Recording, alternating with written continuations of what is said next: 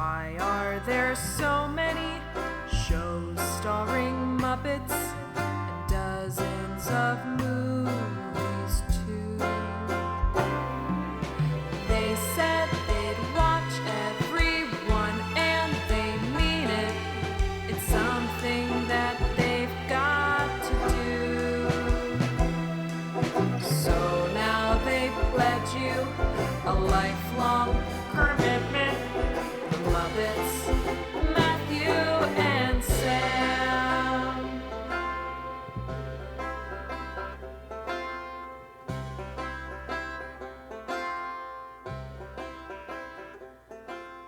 Welcome to Commitment, the podcast where two friends have vowed to watch all things Muppets.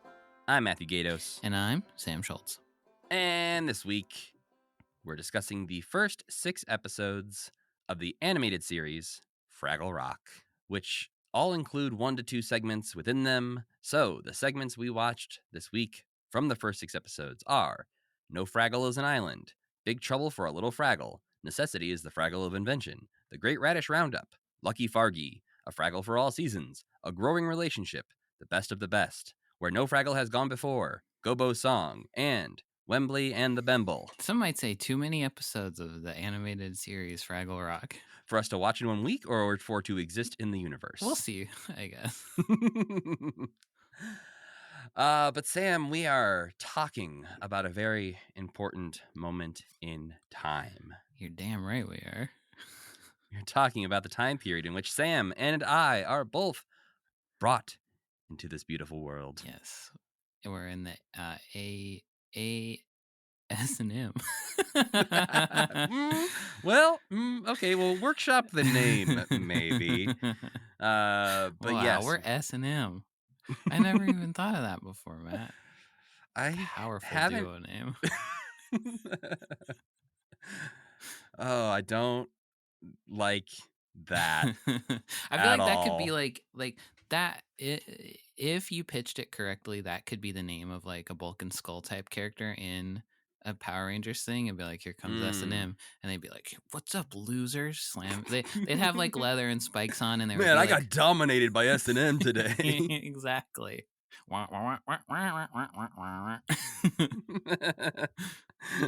Maybe that can be our LLC name if we ever form a business. S&M LLC, probably taken. I feel like it's probably taken. But yes, we are talking about episodes of television that aired after we were born. This could have conceivably been the first show I ever saw, Fraggle Rock animated. Technically, yeah. I opened my little eyes like a cat and was like, uh-oh, I'm in for it if this is what we got going on out here. Let me back in. Yeah, I mean, there is one of these that aired, 2 days after you were born? So, maybe you're just getting home from the hospital, parents turn on the TV, and they're like, here's some cartoons for our young child to enjoy. And you get to watch The Great Radish Roundup. No. Banoonie berries. My first words was banoonie berries. I'm lonely. But yeah, since we are covering this entire show in 2 episodes, because we, to be frank, we don't hate you. We don't hate ourselves. Well, we might still hate ourselves. Yeah, we do have to watch all of it. We don't hate you. That's a good point. Yeah, we don't hate the audience, and honestly, I can't imagine what we would say about this show if we had to talk about it as slowly as everything else. There'd be like 20-minute long episodes. Yeah. Which maybe that's what people want. But instead, they're going to get a 2-hour episode about 6 episodes of Fraggle Rock, the animated series. Yeah. But because the way we're covering this, we're sort of skipping over a lot of other things that are happening at the same time as Fraggle Rock, the animated series, is airing. Because as it's airing, it's taking us from September of 1987 through December of 1987. So obviously a lot of other stuff is happening during that time, including a whole other season of Muppet Babies that we will eventually talk about. At one point, I considered having us do like our normal chronological order, but I think what would have happened was we would have been doing episodes where we were talking about like 2 episodes of Muppet Babies and 2 episodes of Fraggle Rock, the animated series at the same time. Okay. And I think it just would have been a little scattered. More, yeah, could a little have been scattered. Interesting. But, we usually have a lot to say about Muppet Babies because it is... it's wilder than this show. This show is not Muppet Babies, I will say. But yeah, for good and for bad, I think in different ways. Yeah, I think that's true. But because we're covering the show that way, we're essentially going to go through to the end of 1987 in the next 2 episodes, and then rewind and go back to September of 1987 to discuss Muppet Babies, Sesame Street, Storyteller, all the other stuff that happened in the second half of 1987. So we've done this before. Everybody, calm down, calm down. Yeah, but I don't know if we've skipped ahead this far and then had to rewind like half a year. No, that's true, probably. So, except the Muppet Meeting films. True. Yeah, that's it's in like 2004 or something like that.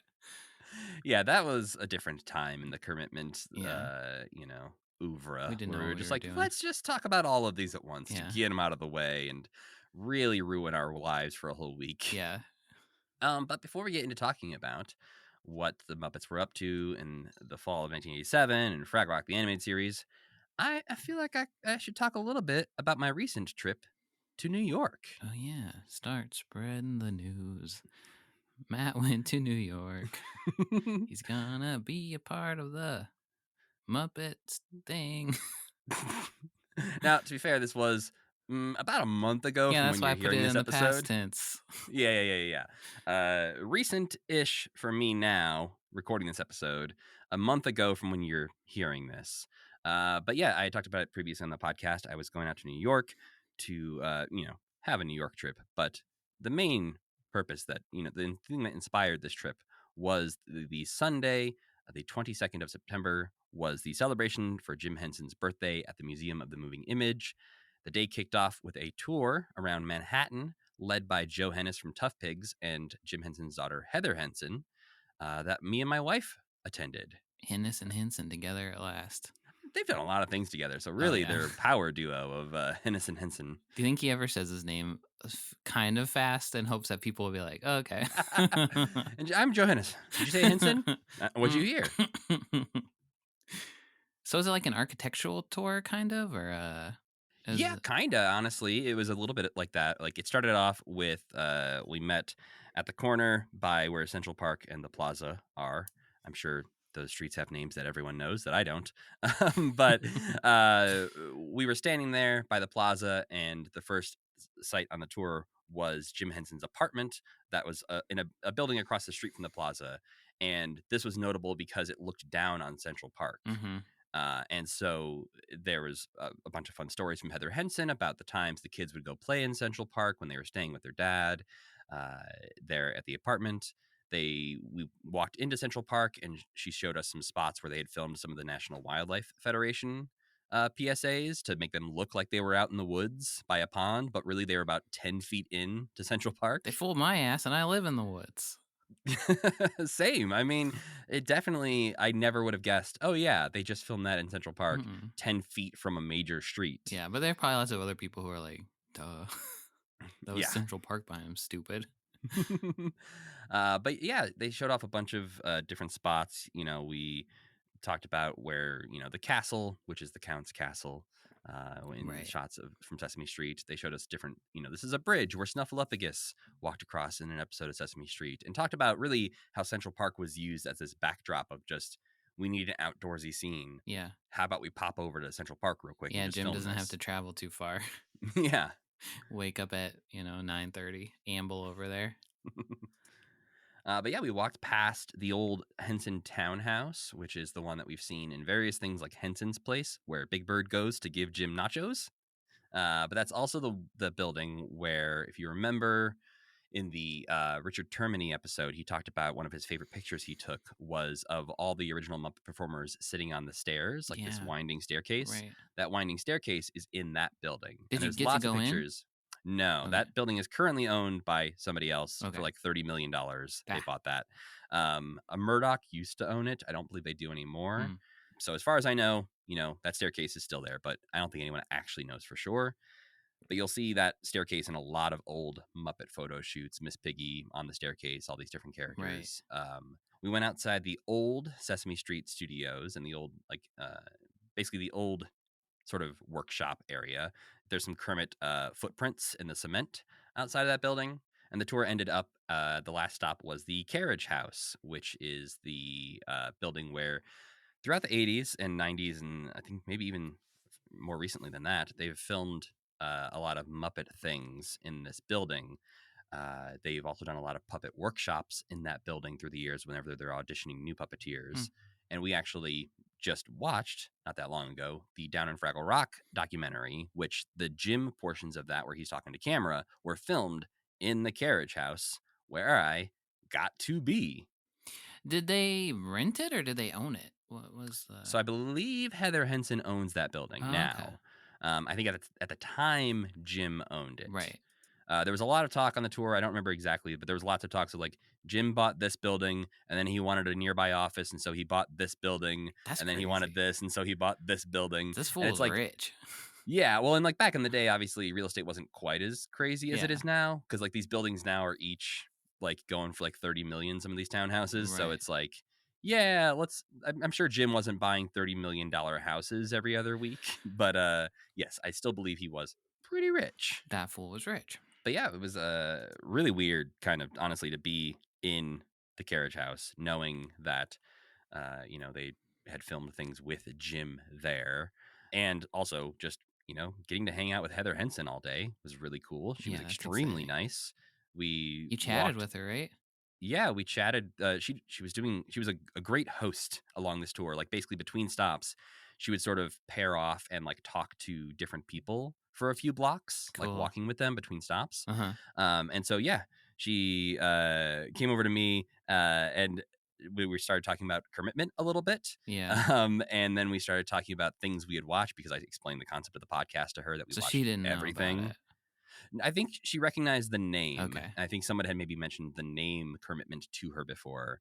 And she had just been talking to the guys from Muppeturgy. So I think she was like talking about Muppet podcasts in this moment. And so, yeah, we talked a little bit about that and started talking about the Muppet Meeting films and how some of them maybe weren't so great. And talked about the trips to Russia that Jim took and how he performed with John Denver over there. And she went with them to Russia, right? In the later trip, I think he takes one in 88 that she went on. And she was asking me questions about like, so did he go over there in the early 80s or was it mid 80s? I was like, I just make a podcast. Yeah. I don't really remember. I'm sorry. Early mid, I would say maybe. Yeah. And so I felt like I was like, I'm sorry, but it was really interesting to be talking to her about this and like mid-sentence going, your dad. Yeah. Like telling the story about like watching these things and saying like, oh yeah, like your dad and John Denver were in Russia at the same time. That's a cool sentence about anybody's dad. But yeah, especially when your dad is Jim Henson. Yeah. So yeah, she was extremely nice. It was one of those things where after we finished the tour, we all went back to the Museum of the Moving Image for a presentation by Karen Falk, who is responsible for, she's the archivist for Jim Henson Company and responsible for Jim's Red Book, which we use every single week here on this podcast. So thank you, Karen. But also Craig Shemin, friend of the podcast, was there for the presentation as well. So got to meet him in person. And then after the screening and stuff they did, there was a dedication because they renamed one of the theaters at the museum the Jane Henson Amphitheater. Oh, wow. And so Heather Henson and Cheryl Henson also came for that. They were both there for the dedication of the amphitheater being named after their mom. That's great. Did you learn anything that you didn't know before?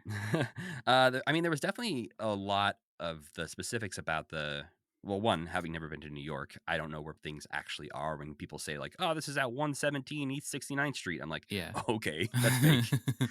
But being able to walk from like Jim's apartment to Central Park to the carriage house to these things shows that like, oh, these guys were just walking to work in like 15 minutes. Like 30 Rock is like right there also, isn't it? Pretty close. It's not that far. Yeah. So it really Manhattan feels so small when you're there. It's crazy. It is like, oh, I just walked 2 blocks and now I'm in front of this most famous building in the entire universe. Yeah, it really is like things, because there's so much there, it feels far apart, but you're like, oh, that's like a 40-minute walk at the most. Yeah. And that's, if I wanted to walk to your house, that'd be like a hour and a half long walk. Probably longer than that. Yeah. It would take me longer to walk to your house than it does to walk from like Central Park to the Empire State Building. Yeah. So yes, it does feel very small, and it was just kind of neat to, literally in the carriage house walk the floor that Jim Henson walked. Uh-huh. And they have pictures all over the walls of like these classic Muppet pictures that you've seen of Jim surrounded by puppets, or Jane posing with Yorick and Kermit and all this stuff. And all the pictures they have hanging up in the carriage house are pictures that were taken in the carriage house. Holy shit, that's crazy.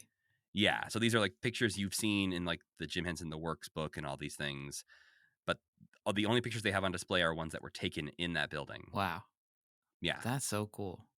And then really the icing on the cake here was that at the museum, obviously went to go see a lot of the original puppets, including Yorick and some Fraggles. The SNL puppets were all there on display. I got to see the hot booby Muppet, which I sent you a picture of. I sent you a picture of the booby Muppet. I know, I'm being coy. But yeah, it was a great time. The highlight really, which was the most unexpected part, everything else that we did, I knew I was seeing old Muppets. I knew I was going on the tour. I knew I was going to the museum. But after the screening and everything, look around and who showed up for this Jim Henson day but Bonnie Erickson, the woman who designed and built Miss Piggy and built Fozzie and Statler and Waldorf and Janice. Wow. Like, originally, she's responsible for all these Muppets. And I also got to sit down and have a nice 10-minute long chat with her. That's amazing. Yeah. And she was, I've noticed this about a lot of people that we have had on this podcast and now with Bonnie Erickson. Uh-huh.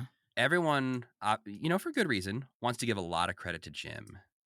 And they will always credit Jim first and say, it was really Jim. He brought us all together. He was the mastermind behind this, all this stuff. And I'm like, yes, but I would like to acknowledge that you were a very big part of this. Right. And I feel like Jim is that way. Like, I feel like that always feels like an undercurrent of when he's talking. He's like, I did bring everybody together, but also they're doing a lot of the work.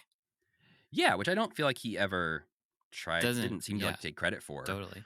I mean, we've seen interviews with him where he just drops like Foz Fazakis' name or like that in an interview with Johnny Carson, and Johnny Carson's like, yeah, whatever. Well, and I think even the fact that he makes like the puppetry around the world PBS things is like, other people invented puppetry way before I did, so let's look at those guys. Yeah, but it was funny, like, trying to boost Bonnie Erickson's ego a bit to be like, no, you're great. And also, not only are you great because you made these amazing puppets, but also every documentary I've ever watched about Jim Henson, usually the best interview segments are Bonnie Erickson, who is just very candid and open and honest and very funny when she's answering questions. And so I'm telling her all this, and her husband, who is also there, is like, hey, now don't give her too big of a head. I gotta live with her. But they were very sweet. What a and surreal nice thing. Yeah. It was really wild. And like, basically I thanked her for, making days like that exist, which I understand not wanting to take credit for such a big day like that. But she is a huge, huge part of the Muppet history. So a good experience. You're glad you went. Absolutely. If not only just to, do those very cool things, but the other big part of it was getting to meet so many people that we have, internet met over the past 3.5 years of making this podcast. People whose lives we've touched and inspired. Yes, we're really the Bonnie Ericksons in their lives. Yeah.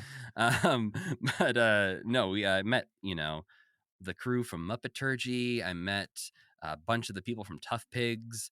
I met people from our Discord. I met Richard Michael Gomez, who makes amazing puppets and made our Commitment mascot puppet. And you had that, right? The I brought that with me. Cool. I also brought the Gonzi and Kulf finger puppets along. Oh yeah, right. Because the tour was also like a sing along. We would stop and sing Muppet songs, and people brought puppets along to like sing Muppet songs with while we're just standing in the middle of Central Park. And then the most important question of anybody our age who goes to New York: did you walk around and be like, I know that from Spider-Man. I know that from the Spider-Man game. I swung on that in the Spider-Man game. Or Sam, be like, I gotta tell you, I think this is a few blocks that way because I know that from the Spider-Man game. I will say, I think the Spider-Man game helped in my general knowledge of the layout of Manhattan. I having never been there, I gotta say, t-shirts are right. I heart New York. Oh yeah. I came back energized. I love that place. I can't wait to go back. I really, really loved my trip to New York.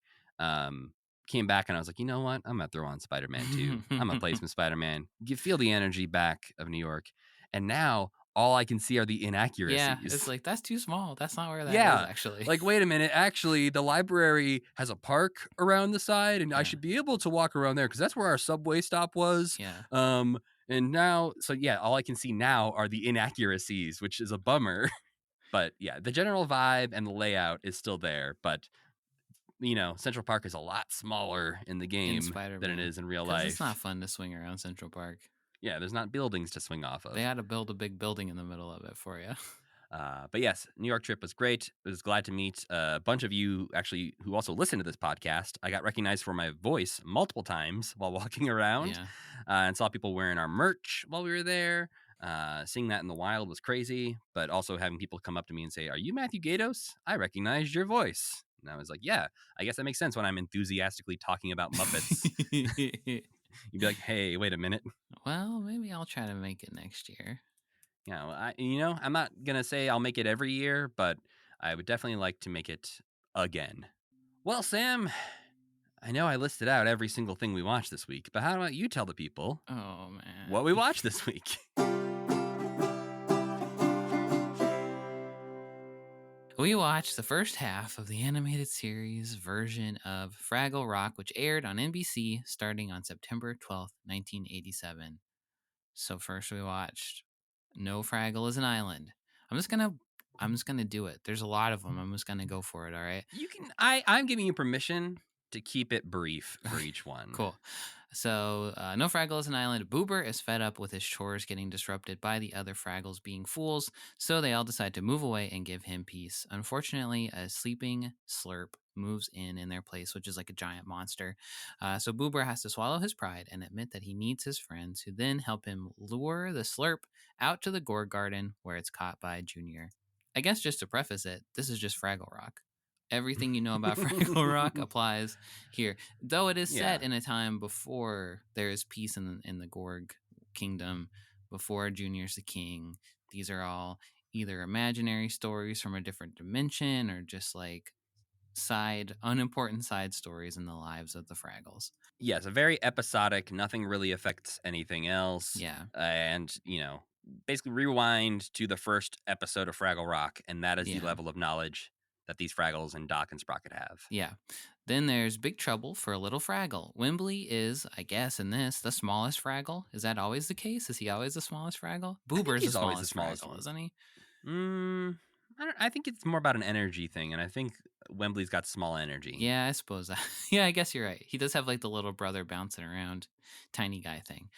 So Wembley wishes that he was bigger on a wishing stone that Boober found, but it doesn't work. Later, Wembley gets shocked by electricity while holding the stone, and it does work, and he gets bigger. I don't know why it couldn't just work in the first place. I don't know why he had to get shocked by electricity. So he gets so big that he has to leave Fraggle Rock for the Gorg Garden, where the Gorgs think that he's their long-lost cousin. Eventually, he gets so big that his head is up in the clouds, but luckily, he gets hit by lightning, and then he gets small again. This one has a really sad part where he's like having dinner with the Gorgs, and they're like, "Oh, thank goodness, there's more Gorgs. We'll be back, baby." But they're not going to be back, baby. There's only those. Well, because three. he kind of has to lie to stay safe. He says he's a Gorg named Wem. Yeah. He stutters over his name.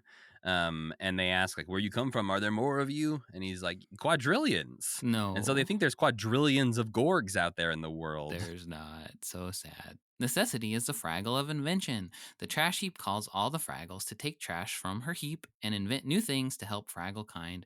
But Wembley can't decide what to make. He helps all of his friends make their inventions in the meantime, but then by the end of all that, he's still stuck.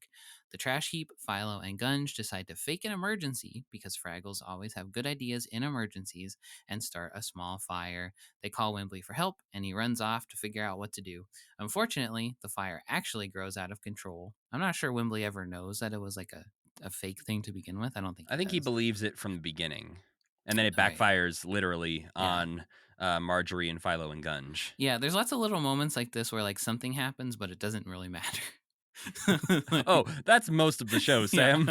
Usually, like, the lessons don't matter or make sense, and things just sort of happen it feels like they're writing the script and not looking back on the last line they wrote. Yeah. So it feels like they're just writing as they go, and they're like, how do we solve this one? I don't know. Did we set something up earlier? I don't remember. All right, they just fix it. In I a don't way, know it's a how. very naturalistic approach to script writing. Isn't that kind of the way Yeah. that the real world is? Things It- just happen. Well, but it feels a bit more like they're writing it in real time. Yeah, exactly. As Like they're they're like animating it. the artist It's has to keep up. like in Little Muppet Monsters, where he's just drawing the pigs in space cartoon as he's thinking of Precisely. it. So anyway, the fire's out of control. Wembley has the idea to combine everyone's inventions into a fire truck, and they put out the fire that's next to the heap. And Wembley's the siren, which there's lots of little moments in this where I'm like, you did watch the show. I like that you watched the show. Then we watched the Great Radish Roundup. The Gorgs stop growing radishes because they're sick of the Fraggles stealing them, which is very sensible. I think this makes it's a good setup for an episode.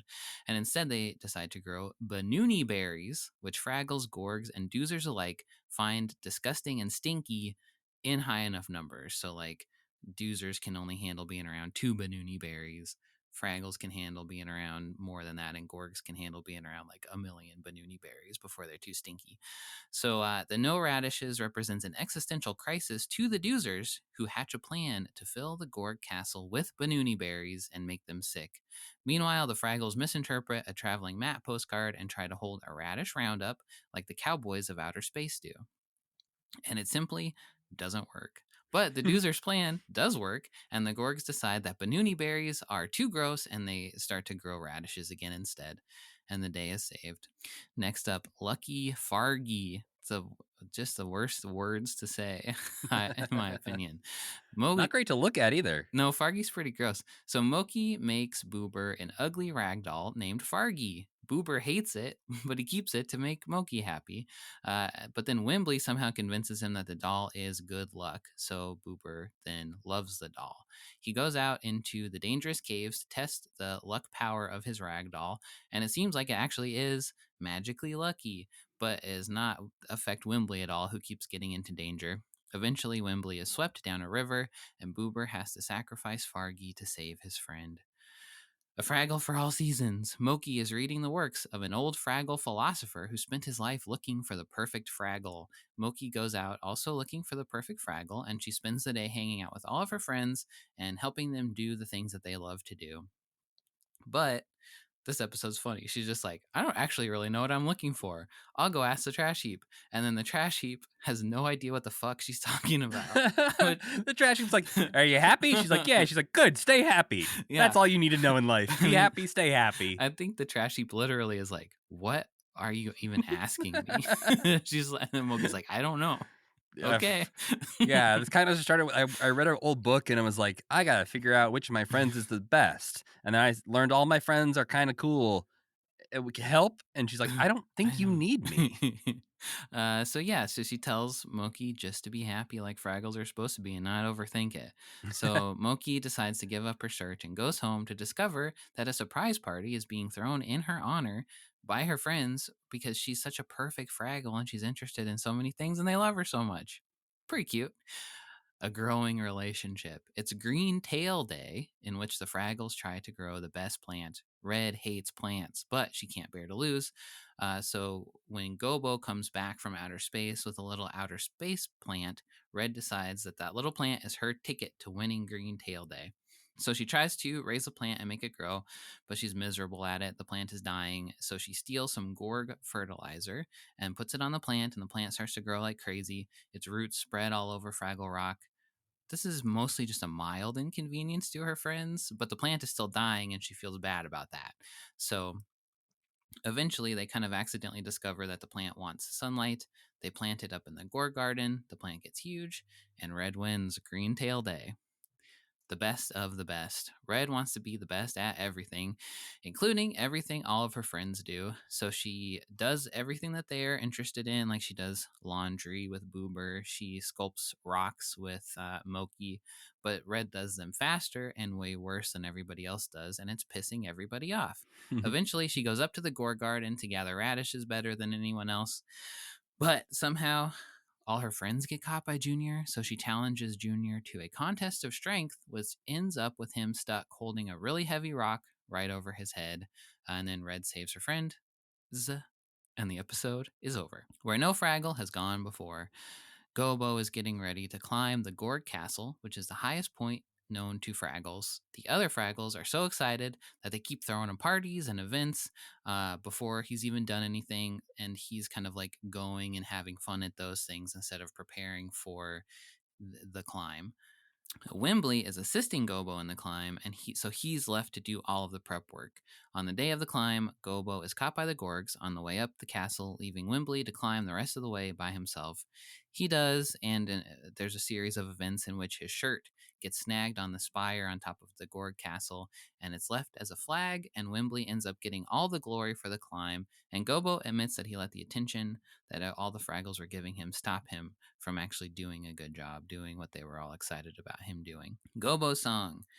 Gobo's friends tell him that making maps is stupid, and Gobo has an existential crisis. Maybe you're right. Maps are stupid. And for a second, it feels like that's the lesson of this episode. Yeah. Then Cantus the Minstrel just kind of like walks up and sends him back in time, where Gobo helps ancient caveman versions of his friends learn why maps are not stupid. And then he leads them all to the Great Hall.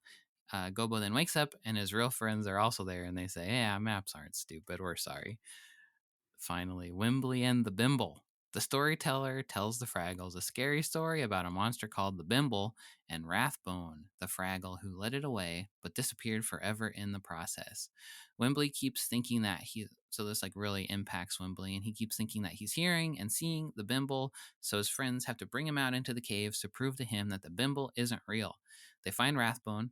He's an old man now. He made up the story of the Bimble, but it was so scary, and he scared all the Fraggles so bad that he had to go into self-imposed exile because he felt guilty about it. Yep.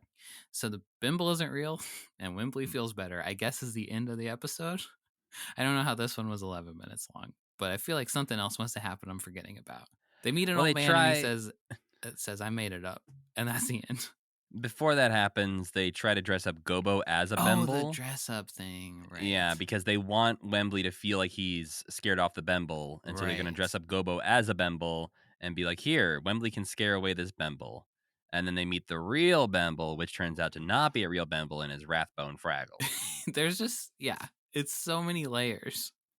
It could have just been a real Bimble, and the Bimble could have been nice. I don't know. Yeah, plenty of big old weird creatures in this animated series. To be specifically scared of the Bimble does seem silly when there's giant creatures trying to eat you constantly, is right. Yeah, I was, we'll get to this. I want to go back a little bit. Okay. I guess, did you have any notes about things happening in this time period or no? It was too long. Okay. There's too much. We'll go through it point by point when we go back in time, you know? All right.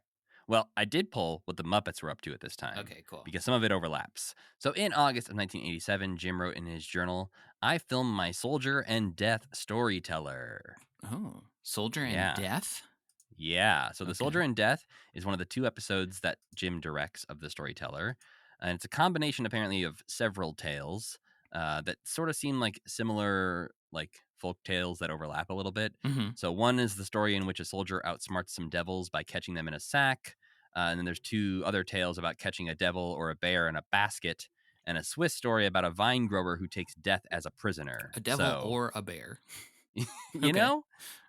That we're going to see some combination of that, and I think this is the one we've seen clips from of all the little devil guys. So prepare for that one. On August 22nd, 1987, Jim writes, meet with Brandon Tartikoff, propose the Jim Henson Hour. All summer filming The Bear. What's The Bear? So The Bear was a 1988 French adventure family film that apparently has very little dialogue in it. It's mostly just footage of bears. I don't know a ton about it because I've never seen it. But are we going to watch the story? I mean, we can, but we don't have to. He spent all summer filming it.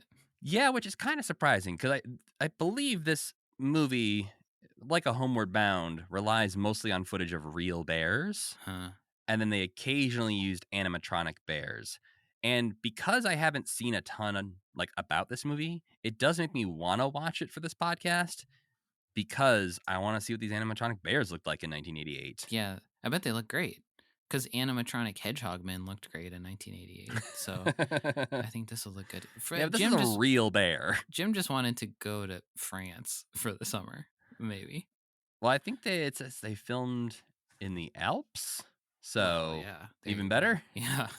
Jim's notes are not always very clear, but it's the story of an orphaned grizzly bear cub who befriends a large adult male Kodiak bear as two trophy hunters pursue them through the wild. Are there Kodiak bears in... You're asking me? Okay. Don't look it up. We'll watch it and find out. Yeah. But the meeting with Brandon Tartikoff that he mentions is Jim pitching the idea for the Jim Henson Hour. That meeting went well because then in September they start working on the pitch reel for the Jim Henson Hour, which at the time was called the Jim Henson Family Hour. They were like, cut the family part. Then on August 24th, 1978, Jim writes, arrive in New York for Sesame Street stuff, work on Christmas special and Sesame Street inserts. September 1987, Fraggle Rock animated goes on NBC. Muppet Babies are 90 minutes. What's that? He writes in his journal. So Muppet Babies was on CBS at this time, while Fraggle Rock was airing on NBC. They did not compete, but they were airing on CBS on Saturday mornings 90 minutes of Muppet Babies. Dear so they were Lord in heaven, why?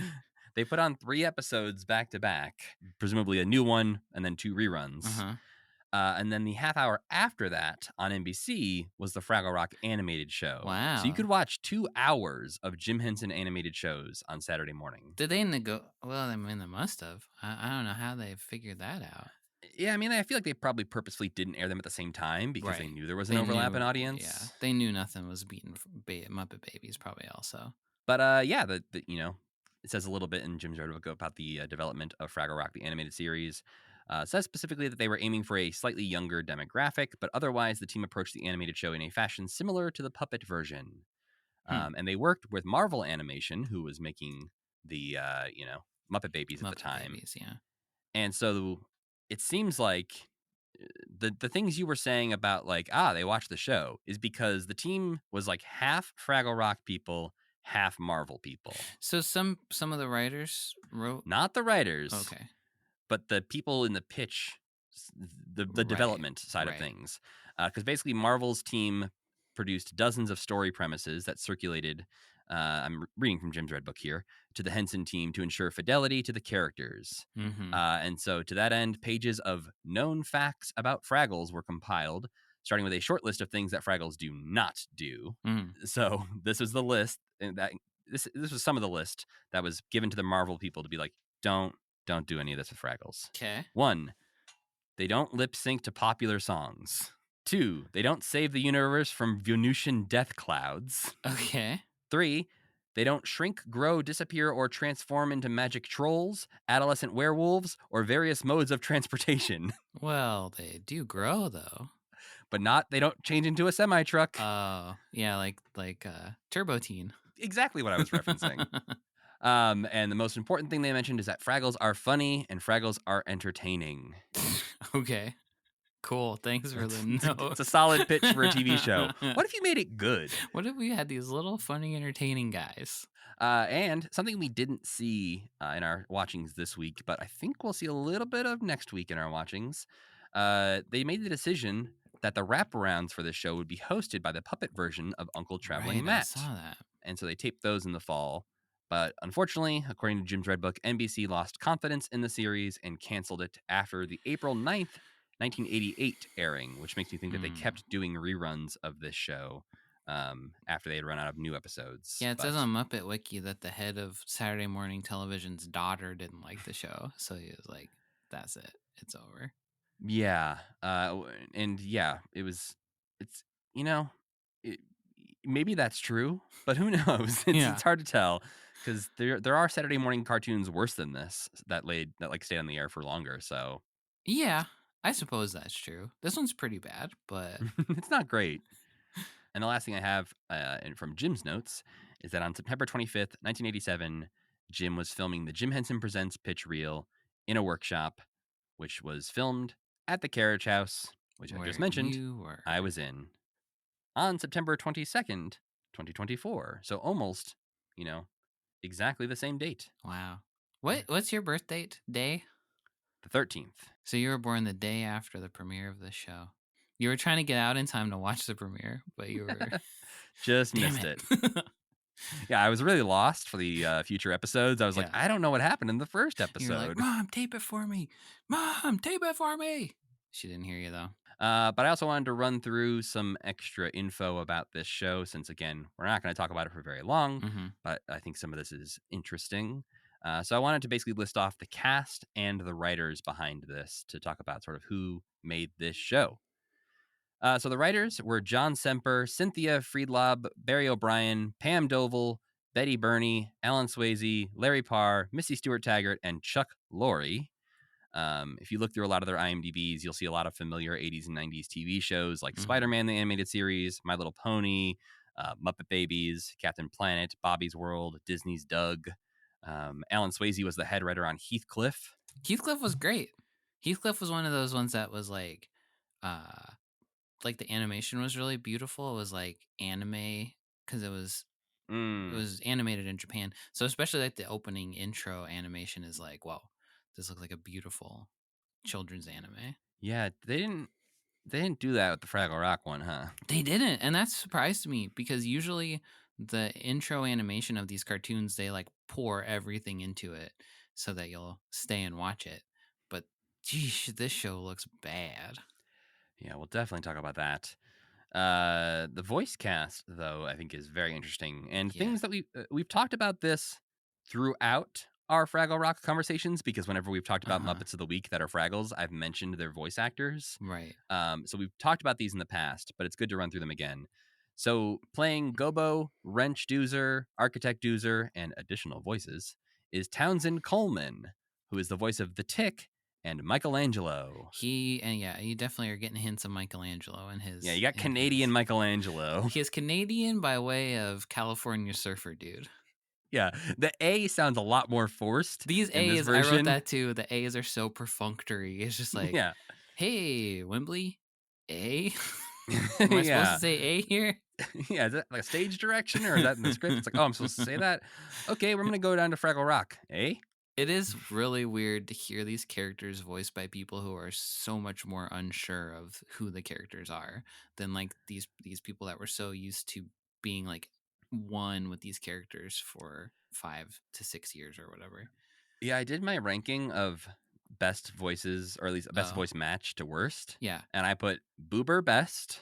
Oh, Boober was a different guy to me, basically. Oh, interesting. So I put Boober, Moki, Red, Wembley, Gobo.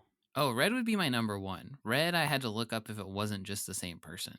Oh, see, Red's got big Bart Simpson energy to me in this. Well, yeah, Red's a little Bart, yellow guy with a red shirt. Come on. He's Bart.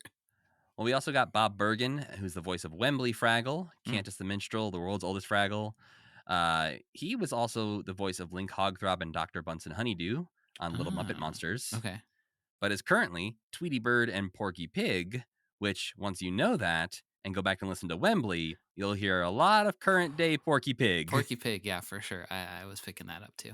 Boober Fraggle and Sprocket and Marjorie the Trash Heap are voiced by Rob Paulson, who... Rob Paulson. Yeah, he's Raphael in one Ninja Turtles. He's Donatello in a different Ninja Turtles. Yeah. He's Yakko Warner. He's Pinky from Pinky and the Brain. He's Carl Weezer. He's a lot of freaking people. His Boober is so angry. I was like, this is Boober. It's just Raphael like in a Boober disguise, basically. And there's times when he like freaks out and is like throttling people and screaming, and it's like, yeah. This is Boober. He also reminded me so much of Chandler from Friends. This Boober is just like so sardonic, and so I actually liked him not better than the other Boober, but I thought it was an interesting take on the character. Wembley was a disaster, but Boober was like, this is like a good twist on this character. He's like the Boober that we saw in a handful of episodes where like, who's this guy who like likes doing pranks? Yeah. When that Boober would show up, it always felt a little odd, and I think that's how this animated Boober feels all the time. Yeah, this Boober is not... He's only very performatively scared of things, and generally, he's like doing the most action of any Fraggle that we see almost. He's like swinging on vines, he's slipping and sliding all over the place. Everyone, I think because they can, with the animation, everyone is a lot more physically active than they are in Fraggle Rock, the puppet version. And they're also more clumsy than they were. Mm-hmm. Everyone's just falling down for no reason, especially in the intro sequence. Everyone like falls over something in the intro sequence. The intro sequence is like mind-bending, trying to figure out some of the stuff that is happening in it and like the geography of where they're coming from and where they're landing.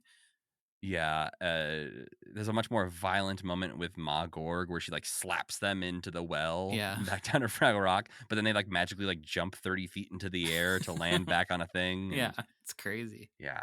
But the voice of Red Fraggle is Barbara Goodson, who is the dubbed voice of Rita Repulsa. Oh, cool. Voice of Junior Gorg is Michael Laskin, who is actually more of an on-screen actor than voice actor. Voice of Moki and Cotterpin, who we haven't seen Cotterpin yet. Yeah. Is Mona Marshall, known for playing Sheila Broflovsky on South Park. Oh, interesting. Patricia Paris is the voice of Ma Gorg, who plays Kanga in a bunch of Winnie the Pooh stuff. Oh, cool. The voice of Pa Gorg and Uncle Traveling Matt and Flange Doozer is Patrick Pinney, who we definitely talked about in the past because he is the voice of Painty the Pirate, who sings the theme song for SpongeBob SquarePants. Oh. The voice of Storyteller Fraggle is Stu Rosen, who was the voice director on this show. So I think they were like, we need somebody. Stu, it's you. I'm shocked that they didn't stretch the people that they had more than they did. It seems like they had a lot of people doing this show when they could have gotten away with. Like there were more people voicing characters in this show than there were in the original Fraggle Rock almost. That's very true. But we also have the last and most famous of the bunch is John Stevenson, who voiced Doc, Philo, and Gunge. He started off his career as the commercial announcer for I Love Lucy in 1951. Whoa. And then went on to be a voice in almost everything through the 50s, 60s, 70s, 80s. Like, he is Mr. Slate on the Flintstones. The original Flintstones? The original Mr. Slate. Whoa. But he's also in Charlotte's Web. He's in Yogi's Gang, the Laugh Olympics. Like, he was in all the Hanna-Barbera stuff. I think that's also why Doc's voice sounds just vaguely familiar. Yeah. Because you're like, that's just the voice. That's like when you hear like Frank Welker do his guy voice that sounds like Fred from Scooby-Doo on Muppet Babies. Yeah. You're like, oh, I've heard that voice a billion times in cartoons. Yeah. And I think John Stevenson's Doc voice is the same thing. It's like when they just need a man to show up, it's John Stevenson doing his Doc voice. Wow. He was Dr. Quest and Johnny Quest. He's fancy on Top Cat. Yeah. Quite the career. Adamant. This guy rules. Yeah, it's a shame, he doesn't get used as Doc much. And also wild that he is Philo and Gunge. Yeah, that surprises me because that sounds like a young guy. Like, and it feels like a thing you wouldn't ask an old man to do. To be so. Want to be these little trash rats? These nasty little freaks who are so much ruder in this show than they were in the fact that man with this respected career has to say the line, "The trash heap has smoocherooed." I'm sure in all of his years he's said crazier stuff than that. At a certain point, he is willing to say and do anything with his voice because he has been asked to do so many terrible lines that he's like, what do I got to say? How do you want me to say it? All right, here we go. But yeah, that is the crew behind this. We also watched a little clip of Michael K. Frith discussing the animated series that I think is deceptively edited. Oh, yeah. Okay. Tell me why. I think this is an interview.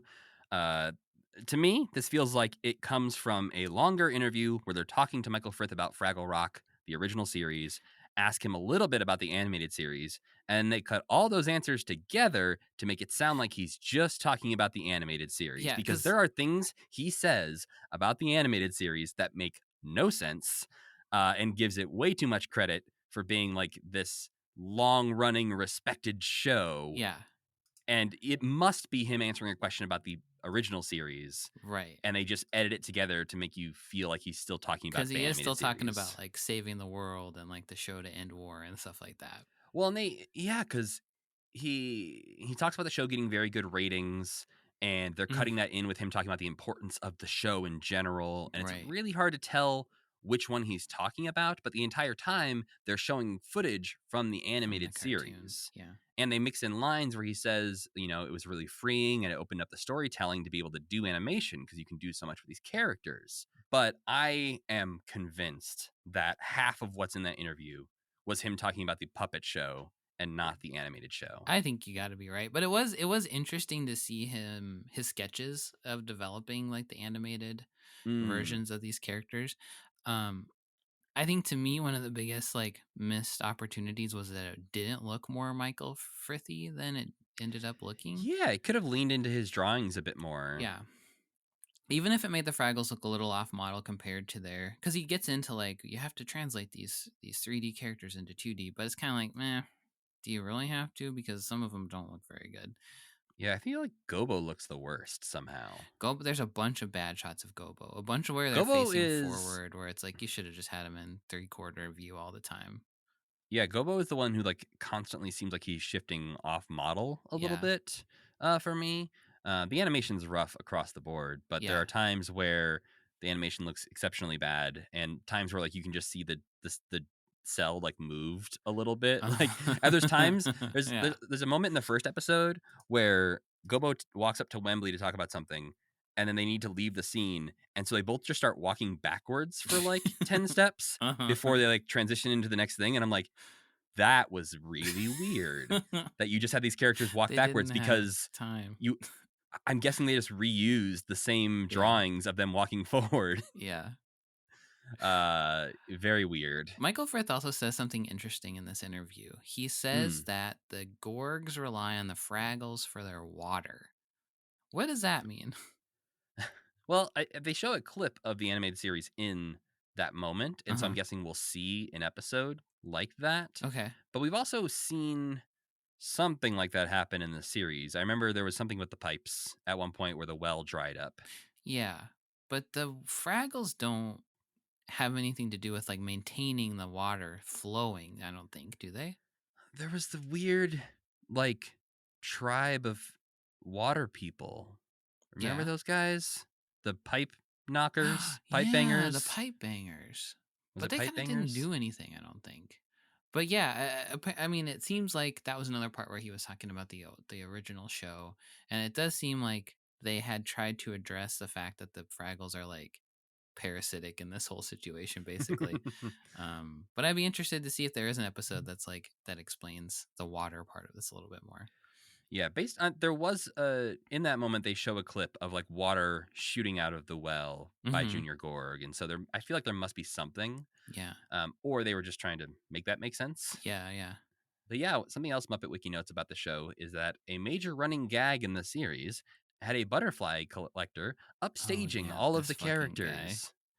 That joke did not land at all. The first time I noticed him, I was like, that was weird, because they like hold the camera on this worm crawling across the screen, and this weird looking Fraggle who has hair on the end of his nose runs in and grabs it. Yeah, it looks like the kind of thing where it's like there's the puppet of Jim and Frank and Jerry, where it's like this Fraggle's designed after somebody who worked on the show, and this is just like a joke that is not for us. Yes, like somebody with a mustache who worked on Fraggle Rock or something. Yeah. I only noticed him like twice, so I don't know how often this running gag is happening. I think it happens like 3 times, and something like that. But overall, Sam, I will say this was not as bad as I was worried it would be. No, parts of it were kind of interesting, and then parts of it were kind of like, oh, that's like a cool twist on what they've done on Fraggle Rock, or like this is Fraggle Rock as translated by people who are only passingly familiar with the show Fraggle Rock. But the thing that bothered me the most was how bad the animation was. It was just not fun to look at this show. Oh man, Ma and Pa Gorg look so human. They look bad. Yeah, they're so unpleasant to, especially Ma Gorg. They made her face bad. Yeah, like it's just a bad face. They didn't stylize any of the characters nearly as much as they needed to make this work.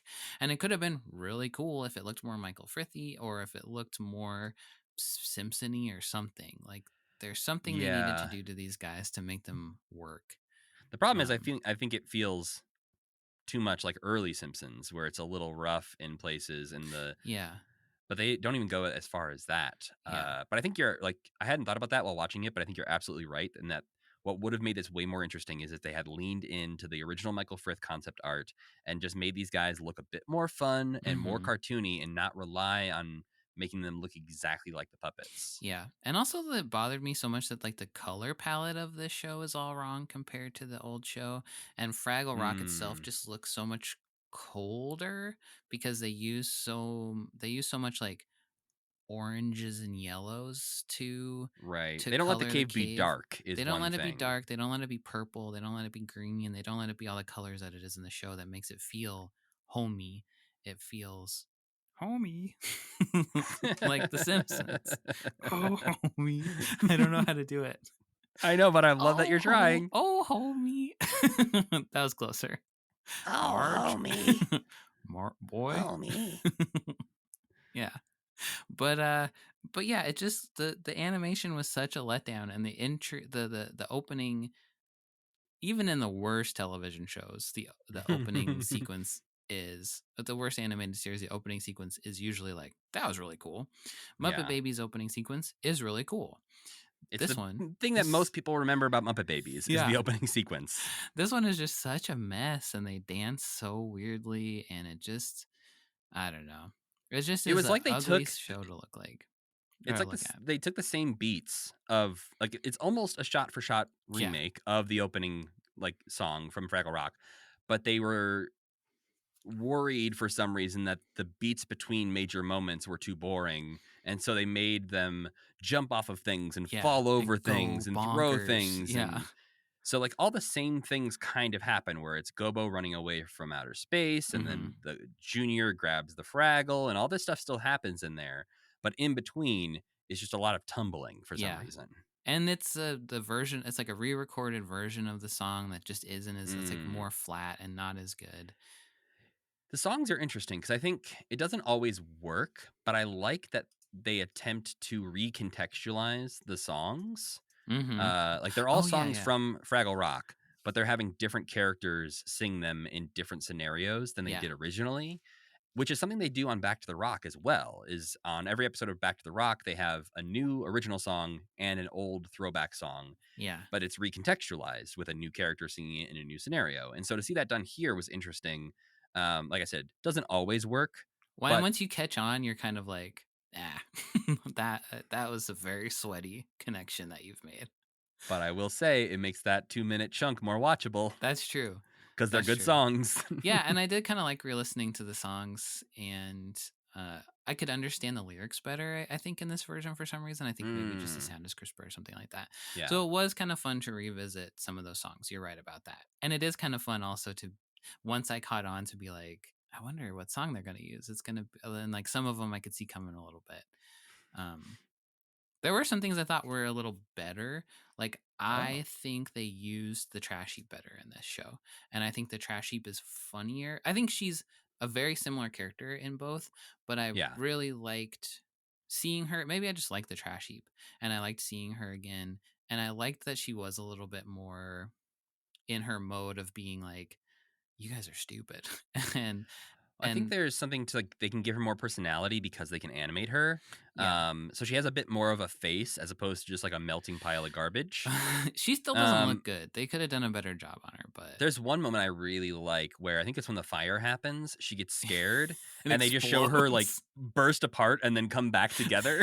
That's how they show her being shocked in this show. Where you're just like, I need to rewind that because I don't know if I saw what I just saw. Oh, I screenshotted so many things in this. Like, there's one moment when Moki gives Gobo a kiss on the cheek.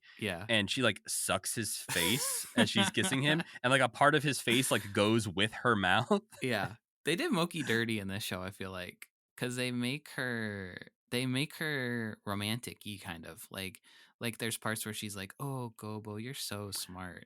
I think they watched the first 3 episodes of Fraggle Rock. They're like, we're good. That's all we need. Dating, kind of. Yeah, there's a couple moments in the first season of Fraggle Rock where you get that like hint of like there might be something between Moki and Gobo here. Yeah, and I liked that. Like, I liked those suggestions at the time, but I feel like they don't let her be herself. She really, in a lot of them, is just like, has scenes where purely she's there to say, "Oh, Gobo, you're such a genius," and I didn't like that. But the trash heap I thought was funny. I thought there were some funny jokes that I can't think of right now that they told. I think the ending of the episode where the Fraggle for All Seasons, where the trash heap is like, "What are you talking about?" is almost like a perfect way to handle to like. It just felt so refreshing, kind of in a way, for her to just be like, "This plot's stupid, and you're stupid for being worried about this." Um, I really liked actually the Great Radish Roundup. That episode was just fine, but I liked how the misinterpretation of Traveling Matt's postcard really went far into the plot. Like it was a stupid misinterpretation, and it wasn't like the hats are being waved, and that's how Matt says cowboys Yeah, talk to cows. the understanding of postcards in this show is wild. Yeah. Even down to the very first episode, there isn't really a postcard. Uh-huh. They just mention Uncle Traveling Matt. Yeah. And that gives Gobo the idea to make everyone leave. Oh yeah, right. Because they're because Uncle Traveling Matt left, and they're like, "Well, we all have to leave." Yeah. That would be so confusing if you don't have HBO or whatever channel Fraggle Rock was. You had never on. seen Fraggle Rock before. Like, what are you it's guys... like, I had this weird uncle who left once. We should all leave. What are you talking about? But I thought that was I thought it was fun to have it invade the plot so thoroughly and have them go off on such a tangent. And I thought that episode was actually pretty good too, in that they thought they saved the day, but the doozers saved the day was pretty fun. Right. Which brings me to the doozers, which I think are actually even a little better in this show than they are in the original show, because I love that they can be everywhere doing crazy little things like behind the scenes and like going into the gourd garden and building crazier contraptions, and like they were almost the same to me, but I liked their extra freedom that they had by being animated instead. And it was just fun to see them have a little plot where they're messing with the gorgs. Yeah, no, I think I hope we get more of them. Obviously, we have somebody doing the Cotterpin voice, so I assume we'll see a more doozer focused episode in the next batch. But yeah, I like the way they all, the interplay between the characters. I miss Doc and Sprocket a little bit. I liked the ability to not use them when they didn't have an idea for them, though. Yeah, that's true. Which is something early on in Fraggle Rock I was complaining about. Yeah, that like they were there because they felt contractually obligated. Mm-hmm. But yeah, it's interesting they treat Doc like Nanny, where we don't get to see his head. Yeah, right. I mean, I guess speaking of that sort of, how do you feel seeing their legs and tails so prominently? I think it was fine with some of them, but I didn't like to see Moki's legs for some reason and Gobo's legs for some reason, because Gobo especially felt like they misinterpreted his character. He feels just like a guy. He's kind of like tall and heroic and just sort of a guy, is right. And he's sort of like always the voice of reason and always right, but they've lost that element of him where he's actually kind of like a little runt who gets mad at stuff a lot. Yeah, getting back to Simpsons a little bit, it is like when they show like an aged up teenaged Bart or something, and it just looks like a little weird, stretched out, weird, proportional Bart, and that's sort of what this is like they just drew a guy and they're like, crap, he's supposed to be a Fraggle. All right, change his nose and hair a little bit, and they made him look kind of a little heroic, which just doesn't work for any Fraggle. Like none of them are heroic, but it didn't bother me that much. And I thought it was fun to see Red be able to do some crazy stuff. And I thought it was fun to see them like swinging over the vines. And I thought some of the like climbing and stuff that they did was cool. So I stopped. For some reason, Boober and Red's legs bugged me the least. Yeah. I don't know why. Wembley's I didn't think about. Yeah. But the tall guys. I stopped thinking about them by the end, but early on in the first episode, it was a little, just seeing their tails bounce around so much and all their legs, I was like, I don't know if I like this. I did write, I don't like seeing their legs early on, but you know whose legs I hated seeing? Who? Philo and Gunge. Oh, they looked bad. They got full, weird, slender bodies, and I hate it because they look a lot less like rats than I would have imagined. Kind of like lizards or something. Yeah, they got longer legs than they should. Yeah, it's like they saw a picture of Philo and Gunge's puppets like laid out but not on somebody's hand, so they couldn't see Yeah. like what they're supposed to kind of be like little hunched up guys. I thought they were fun as characters because they are a little bit meaner in this too. I didn't mind them at all. I think, again, overall, I think this is a good idea for a show. It's not terrible. I think my two other complaints, maybe to get out of the way, is that like sometimes the background music was too prominent and would draw attention to itself in a way where I was like, oh, we're about to do a song. And then it just didn't. And I was like, oh, okay. I also noticed that a couple times. Yeah.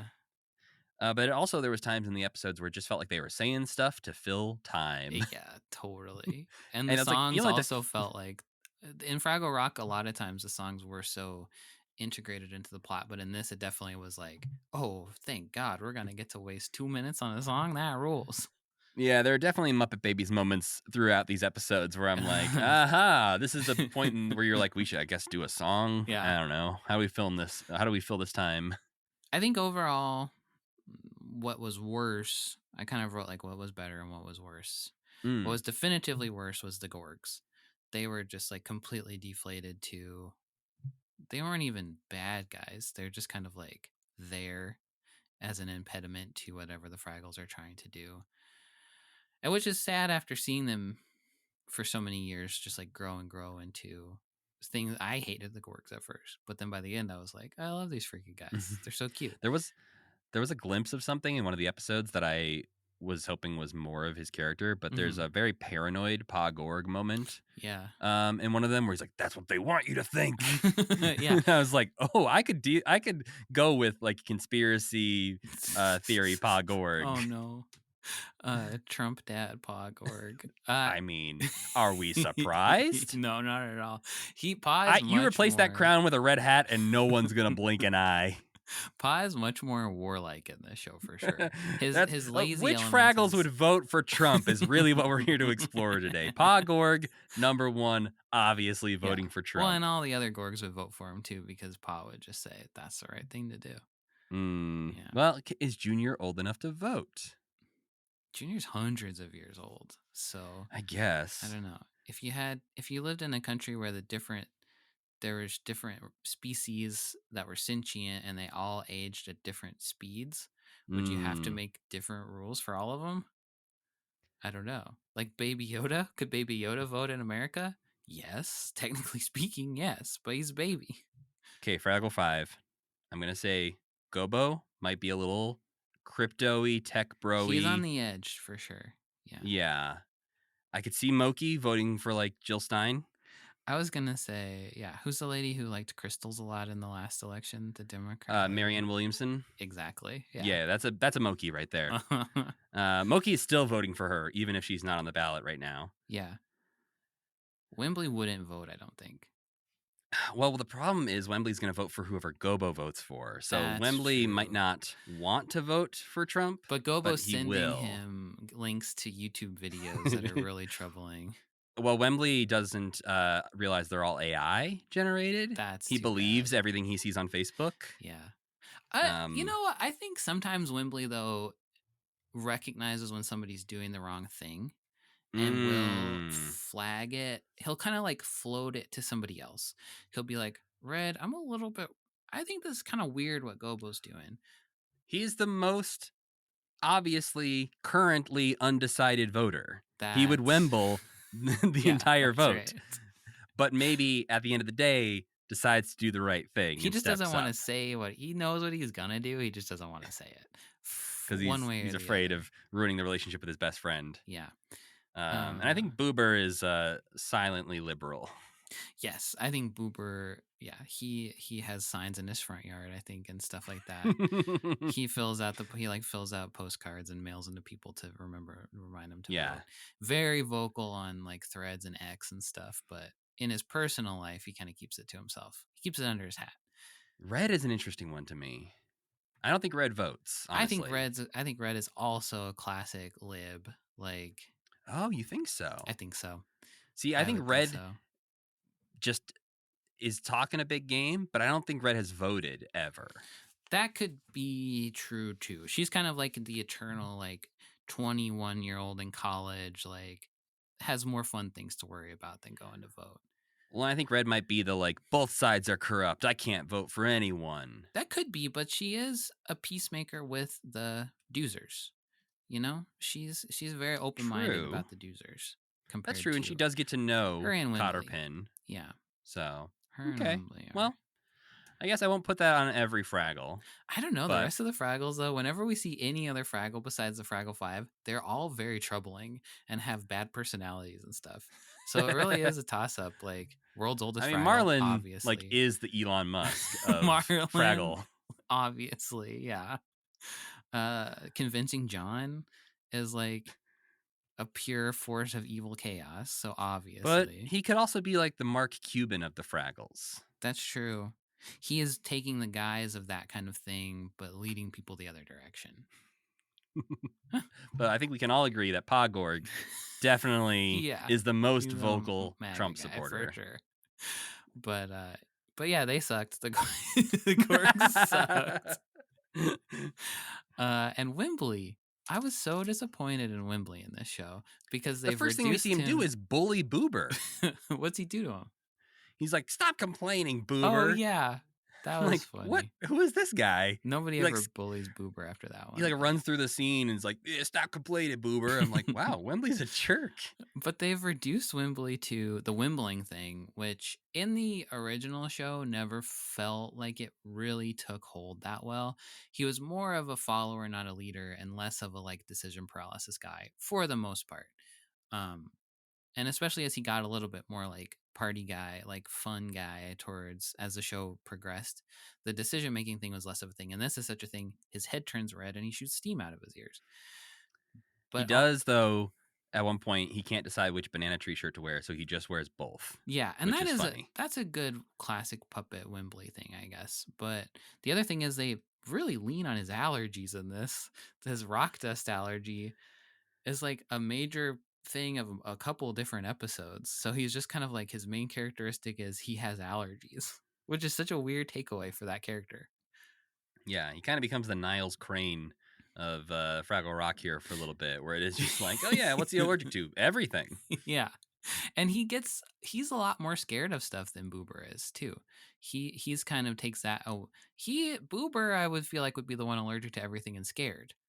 And Wembley is the one who sometimes gets really mad when something is going, like when he knows something is wrong, he's the one who gets mad and will like go, "You're tearing us apart."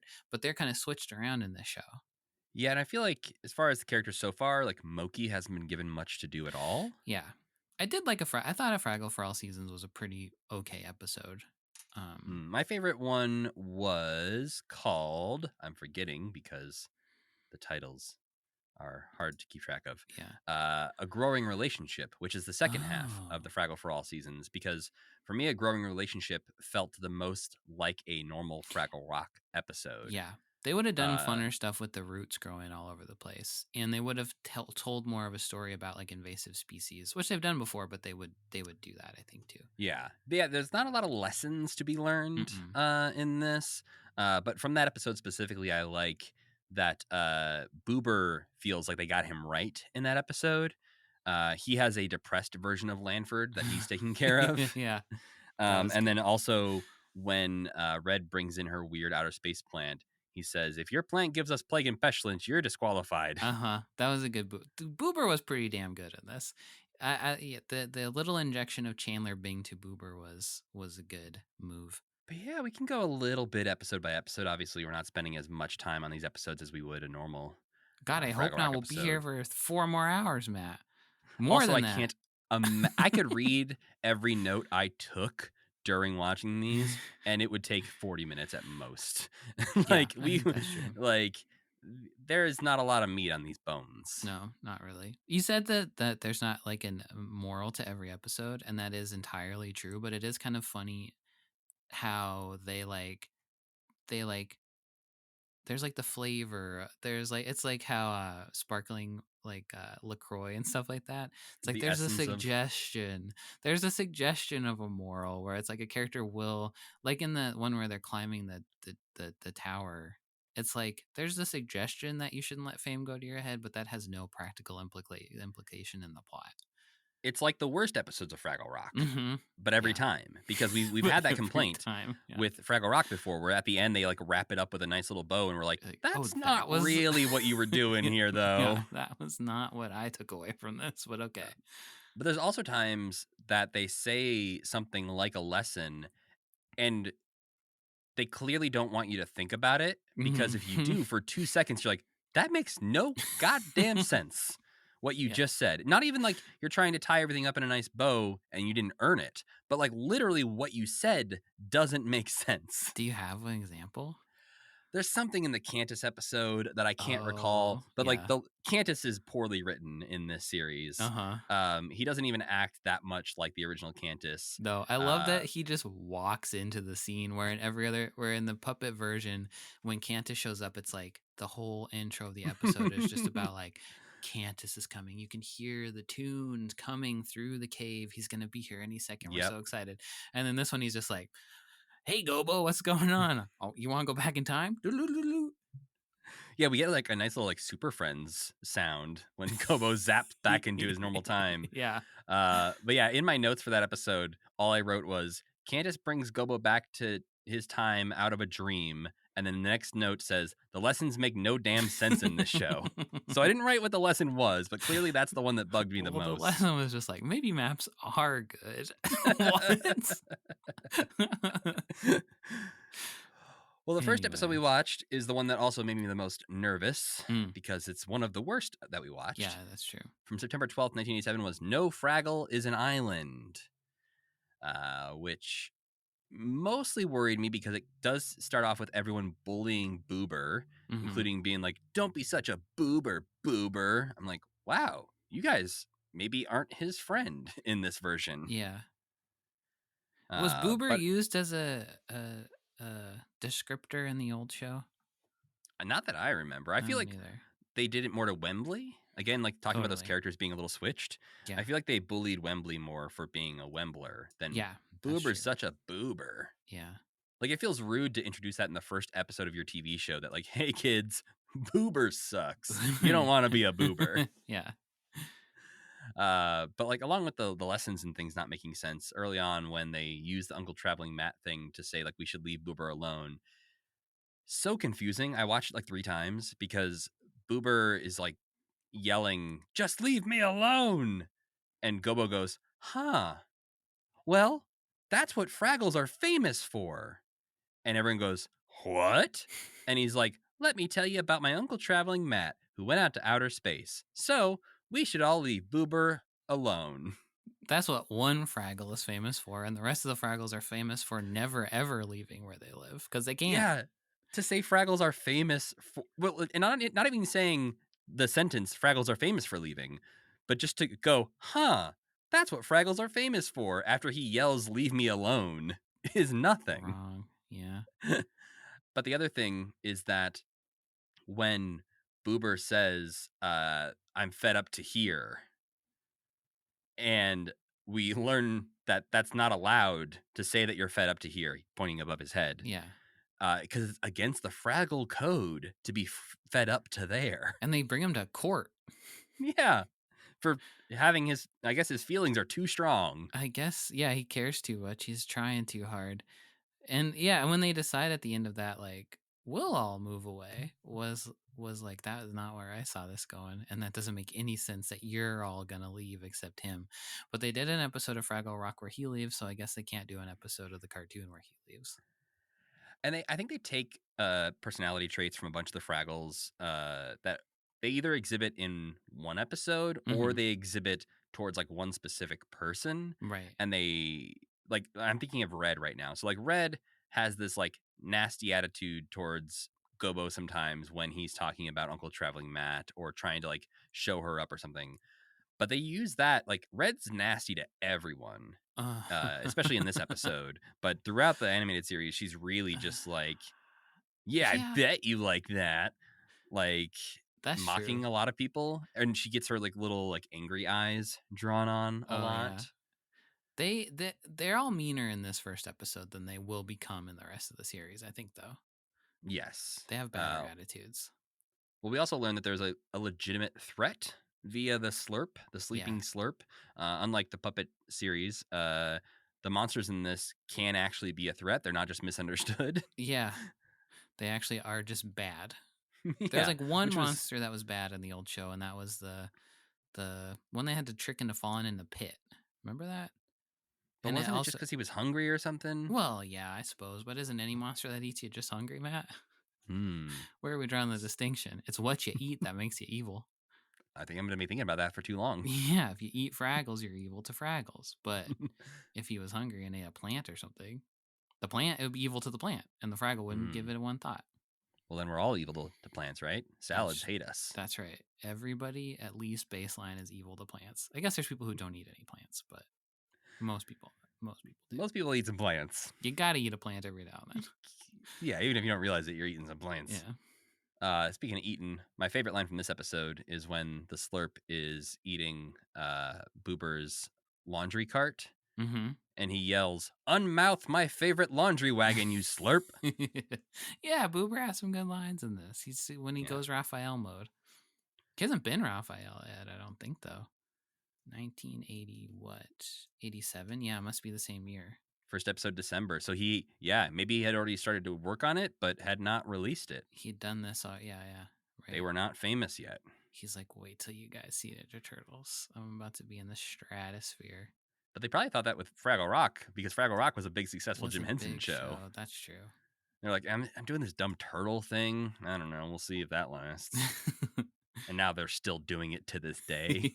All those guys are still the turtles occasionally. Yeah.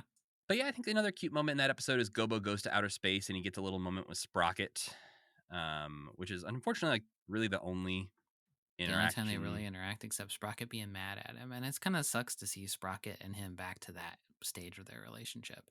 Something interesting about the Doc and Uncle Traveling Matt segments is that they are animated on top of still photos of the actual Doc's workshop. Yeah, maybe that's what they should have done for the whole show, because then the caves would have looked right instead of not. But I guess it's hard because they have to interact with the background so much. I mean, that's the moments where it feels like the most Muppet Babies to me, because that feels like a Muppet Babies fantasy element to me. But I thought it was an interesting choice. It's cool to do it for it's cool to do it for stuff that happens in outer space, and it makes a lot of sense to do it for Traveling Matt because it does really give the sensation of like he's an alien in a different world. Yeah, like having a consistency to the rules of using it for outer space makes sense. But I think because the normal Fraggle Cave and the Gorg Garden isn't that visually interesting, it kind of, I don't know. They made some big swings in some ways, but not in others. Yeah. It bothered me, I think, that the Fraggle Cave was so big compared to the set that you see. Like, the Fraggle Pond is like a huge lake in this one.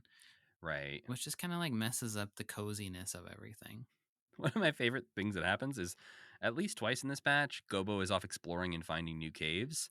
But he like both times he accidentally falls back into the Great Hall and he's like, oh, I guess this was here. I'm just here. This this was just a long, long time ago when he just was getting started. Because that happens almost every time. He just like falls in a hole and then his friends are like, hey, what's up? It's like, oh shoot, I'm not going to tell them I was just 10 feet away. I don't think Doc would make Sprocket sleep out in a doghouse in a million years either, though. It also isn't an interesting enough doghouse. He just makes a normal doghouse for his dog. Yeah.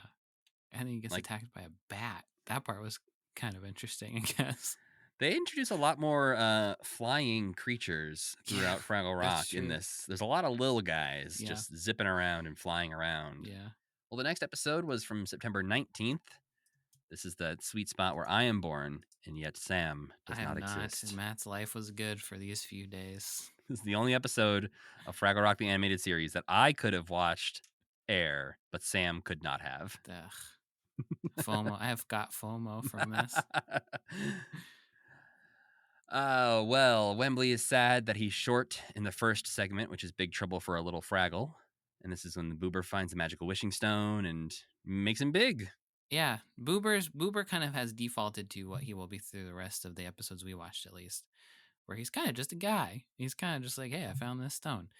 So there's a lot of moments from all the characters of like, hey, I found this, or hey, let's do this. Hey, What if we went over there? It is funny to see a Fraggle Rock episode condensed down to 11 minutes because you just sand off all the nuance, and really all of these episodes could be episodes of the show that would work really the well. ideas are not so outside the realm of possibility. Right. Like there could be an episode where you build a full body version of Wembley, and he's got to like crawl out of the rock. That would be scary, and nobody would like to see it. But it would look so bad. You can make a lot of hay out of the Gorgs being like, "You're our cousin," and then him trying to like be cool, but just getting bigger and bigger. Like I can picture it so well in my head, but the fact that they have to do it in 11 minutes, and part of it is taking so long for him to get electrocuted by that part is so That's crazy. The other thing is like things just happen to him.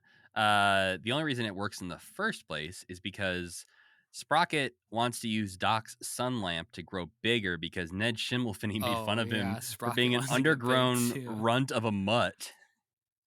Rude. Why would he say that to him? And so Wembley scares Sprocket, who breaks the lamp, which shocks Wembley and the wishing stone.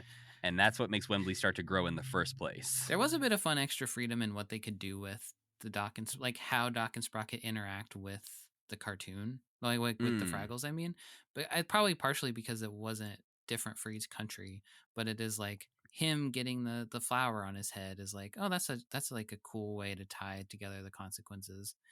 Or like him getting electrocuted is like they would never do that in the regular show because there's just a little bit of a divide between those two worlds that always exists.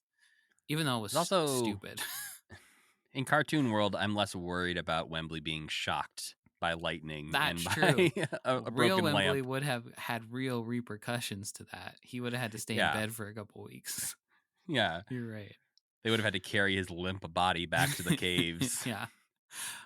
And this is but one instead, in this version, Wembley just grows to be a giant. Yeah, when he grows big, he like turns into a monster for a second, which I thought was really interesting. He gets like a weird purple spiral on his face. Kind of like that spikes. Happens. Like he changes, I think, a little bit. But he never turns into that monster or anything like that. And then the way it ends is he's hit by lightning, the most random thing that you have no control over of all time. You can't make there was no storm earlier in the episode even to hint at this could happen. The conclusion of your episode be that. I'm sorry, you just can't. And this is also one where there's like the hint of a moral where it's like, we like you short. What? Because you're terrifying when you're large. Yeah. And who knows what power you could have amassed if you just kept growing forever. I just wrote in my notes, problem solved. Really? The lightning strikes and it's just over. How? It's like, that's literally like a Deus Ex Machina is God hits you with lightning and the story's over. The end of the Doc and Sprocket thing is that Doc goes and talks to Ned, but then also builds platform shoes for Sprocket. That was very fun. But like Sprocket can't walk in them, so he's like flailing around Bambi style. Well, the second half of that one is Necessity is the Fraggle of Invention, where this is the first time I was like, oh, they're not going to use Doc and Sprocket every time. Yeah. Because they're not in the second half. Yeah. And this is the one where Wembley wears both of his banana shirts because he can't decide which one to wear. And this is the one where the Fraggles visit the trash heap to take some garbage and build fantastic inventions, a thing that the trash heap seems to have forgotten she said. That is an odd little wrinkle that makes sense for the character who just says stuff because everybody thinks what that she's happened? So smart. Sure. That is something that's like more consistent in this show than it is in the puppet show, is that sometimes it is that the trash heap is not magic and has no extra real knowledge. Like she's just been around longer. She doesn't feel magic so far in this version. Yeah, but sometimes in the other show, she can straight up do miracles. And I like the version of her better that is just kind of like making it up as she goes, a little bit more of a flim-flammer, but also cares about the Fraggles. So she is trying to help them. And I like this idea that she's letting them take stuff from her to build stuff. I think that would also be a fun episode of the show. It also makes for interesting visuals because everything they build is really cool. It's kind of like all those Susie and neat. They do a good job with that part, I think. It reminded me of the McDonald's Fraggle toys. Yeah. Like they all have their little cars. Yeah, me too. With different bits on them. And this felt like something they could have easily made toys out of if this show was more popular. Yeah, they do. They don't. The animation isn't always horrible and does a good job with some of that stuff. But and I also liked that this was actually probably my favorite episode because I do like the conclusion of him building the fire truck. I think that's like this one all kind of held together the whole way, and the moral makes sense, I guess, of like everybody can have a good idea. I don't know. There was something in this episode that made me uncomfortable. What was it?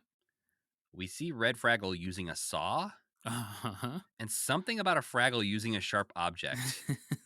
I just it felt weird to me. Yeah. Like it felt dangerous, like either to people around them or themselves. Yeah. Like that a Fraggle should not have a saw. They're the type of guys who hand you the scissors with the point sticking towards you. That's and for sure. open somehow. Just like, here you Yeah. go. Or they just throw it at you. Catch. Yeah. The trash heap sounds an awful lot like Yakko when she sings. She does. Yeah, when she's she talking, does. not a hint of Yakko really. Yeah. But when she's singing, that's Yakko Warner, baby. Yeah. I think he does a really good trash heap. I like his trash Yeah, heap. as troubling as it might be for both Jerry and Rob to be doing this accent for the trash heap. Yeah. Does a good job of matching the tone of the original trash heap. Yeah. Rob Paulson, is that his name? Yeah. His characters stand like heads and shoulders above the other ones in terms of just like the emotion he brings to them, and like the like, yeah, I don't know, just the fun little twist he brings to all the characters that he's doing. Yeah, the fact that he does Boober is actually surprising to me because Boober is really good, I think, in this show, but doesn't sound like a normal Rob Paulson character. Yeah. Well, I think he sounds Raphael. exactly like Raphael. Yes, but there are Raphael moments. Yeah. But I also have watched less Ninja Turtles than you have. Yeah. So for me, I'm like, he doesn't sound like Pinky or Yakko. No, he doesn't sound like them. That's right. I thought about it. I seriously considered it until I saw that it was $200. I thought about getting a Rob Paulson cameo for us. Oh, wow. And asking him to do like a Boober. Fraggle Rock character for him to just be like, no one has ever asked me to do a trash heap cameo. Back, no, I do not want your $200. Yeah, actually, I'm only gonna charge you $25 for this one because this is where I draw the line. I've done a lot of embarrassing things in my life. Not like, doing this. I charge $200 for Yakko, but trash heaps $25. But yeah, I did not spend the $200 on that. Wow. But more people join our Patreon. Yeah, Maybe someday we'll get a trash heap cameo. Yeah, we'll waste your money on that. We'll share it with all of you, though. Well, I feel like it's supporting this podcast regardless of how we use the money. I think that's right. Yeah. Normally we buy, microphone cables or, website URLs, but sometimes it's a Rob Paulson trash heap cameo. Pay for hosting, but yeah. After all that's taken care of, you have a little fun money left. Yeah, for like the same price as hosting our website. Let's pay Rob Paulson to make a trash heap cameo. Yeah. Well, the Great Radish Roundup. How about that one? Yeah, I was looking. It's like, do you have any other thoughts on the previous episode? This one does end on another fun note where Philo and Gunge say, instead of the trash heap has spoken, they say the trash heap has smoocherooed, and I liked that. Yeah, because she gives Wembley a smoocheroo for saving her life. Yeah, which is weird. I didn't like that. That she almost died from a fire that Philo and Gunge started? I didn't like that his reward was a kiss from the trash heap. This just doesn't seem appropriate to me. Because she seems like an older lady and they seem like children? Yeah. She's an authority figure. It's just there's something weird about it. It's like your teacher giving you a kiss on the cheek or something. Oh, yeah, exactly. Weird. But that is the episode that features the good shot of the trash heap freaking out and exploding in her face. Yeah. But yes, the next episode, Sam has now been born. It is September 26, 1987. I believe there's no Doc or Sprocket at all in this episode in neither section. Yeah. And the first one is the Great Radish Roundup, where Boober needs more radishes for his radish stew. And he says, I will serve no radish before it's time. A reference to we will serve no wine before it's time, which is the infamous commercial that, what's that guy's name? Orson Welles? Yes, the infamous Orson Welles commercial where he was like drunk off his ass doing that commercial. It was a wine commercial, so I guess he just imbibed a little bit beforehand. he was playing the role, yeah. But yes, it's a series of commercials that Orson Welles did in the 70s and 80s, I think, for Paul Masson wine, I think it is what it's called. No wine before it's time. Yeah. But I think there's audio of him being ornery on the set of those. I think there's video. Oh, there is? Okay. I'm pretty sure there's some video of him forgetting lines, and it's one of those things we laughed at a lot in like the early 2000s when you watch those things on like E-Bombs World, and now you're watching it and you're like, oh, someone should have helped that man. This poor man, yeah. He was going through some shit. Do you remember do you ever watch The Critic? That show, The Critic? Yes. Do you remember the one where he's doing the peas? Yes. Tasty penis. Tasty penis. Yes, there's a parody of the outtakes of that commercial. That's just the kind of thing we were doing back then. I loved The Critic so I did much. too. I thought that was a great show. It's a documentary that is, a pretty interesting documentary if you want to learn more about Orson Welles. I don't want to watch all of his movies or all of his interviews. Called "They'll Love Me When I'm Dead." It's been a while since I watched it. It came out like 2018, but it definitely gives you an insight into who Orson Welles was, especially later in his life. But in the world of Fraggle Rock the Animated Series, we're not talking about Orson Welles. We are talking about radishes, because this is when the Gorgs are tired of the Fraggles stealing their radishes, and so they decide to grow Banoonie berries instead. A great concept for an episode, I would say, because it would be annoying to have the Fraggles come steal all your radishes. I think you said this episode didn't have a lot going on.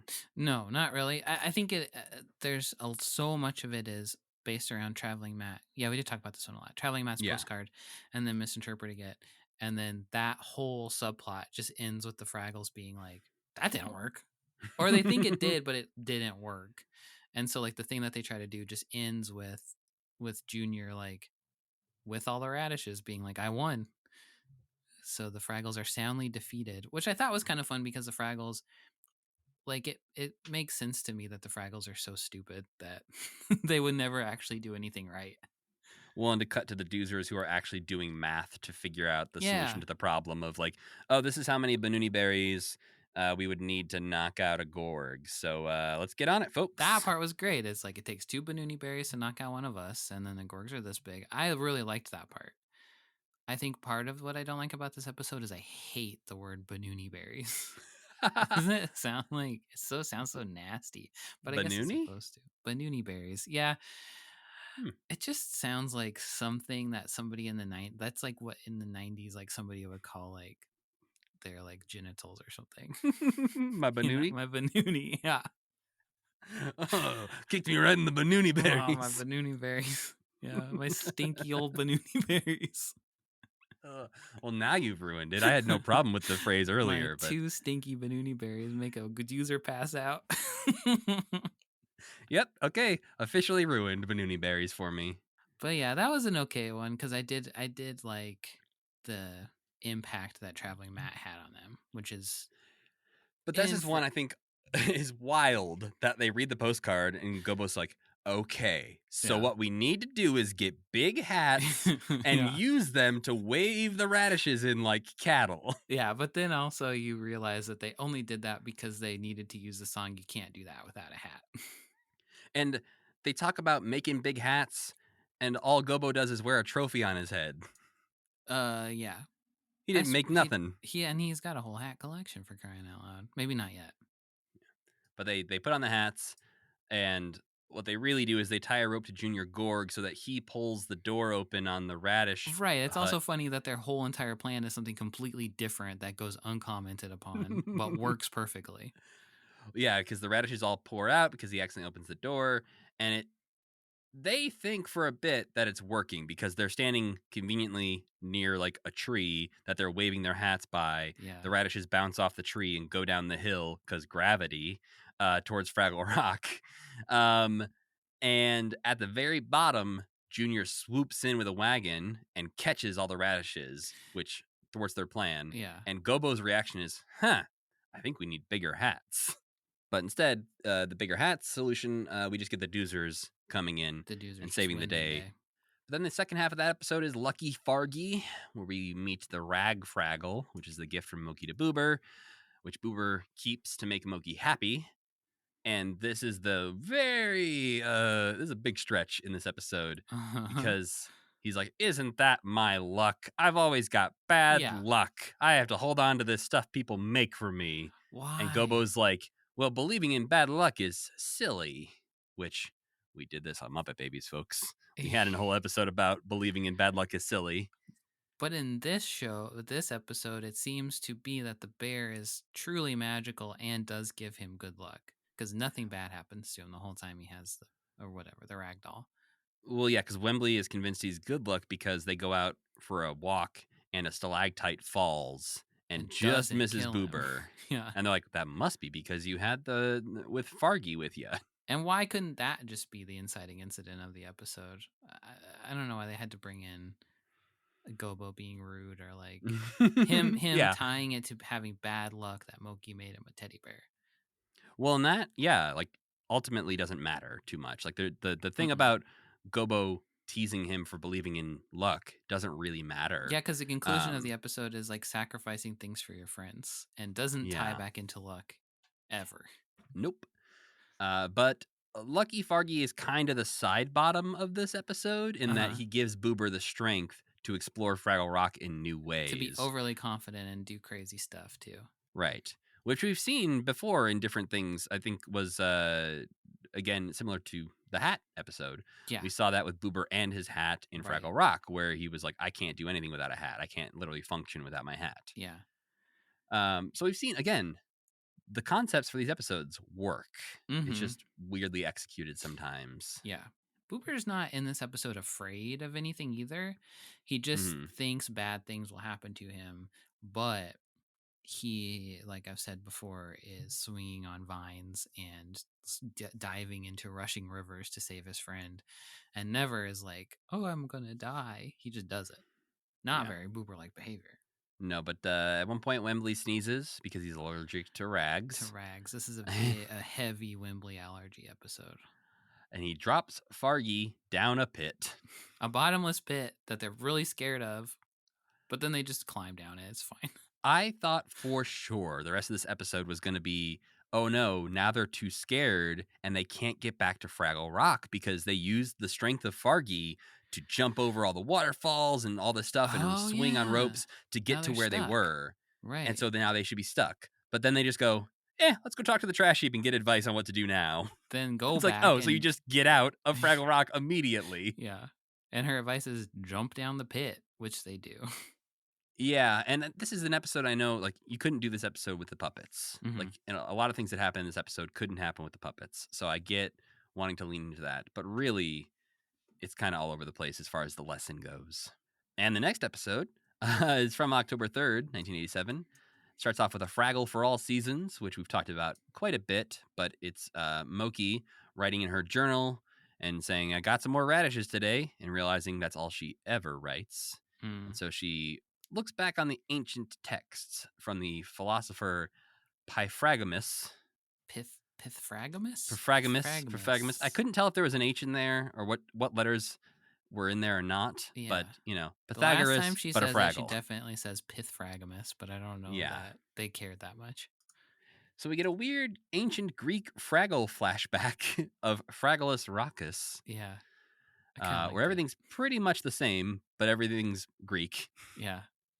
I loved the busting on philosophers they did in this episode, where he's like, as a philosopher, I'm constantly looking for something to angst over.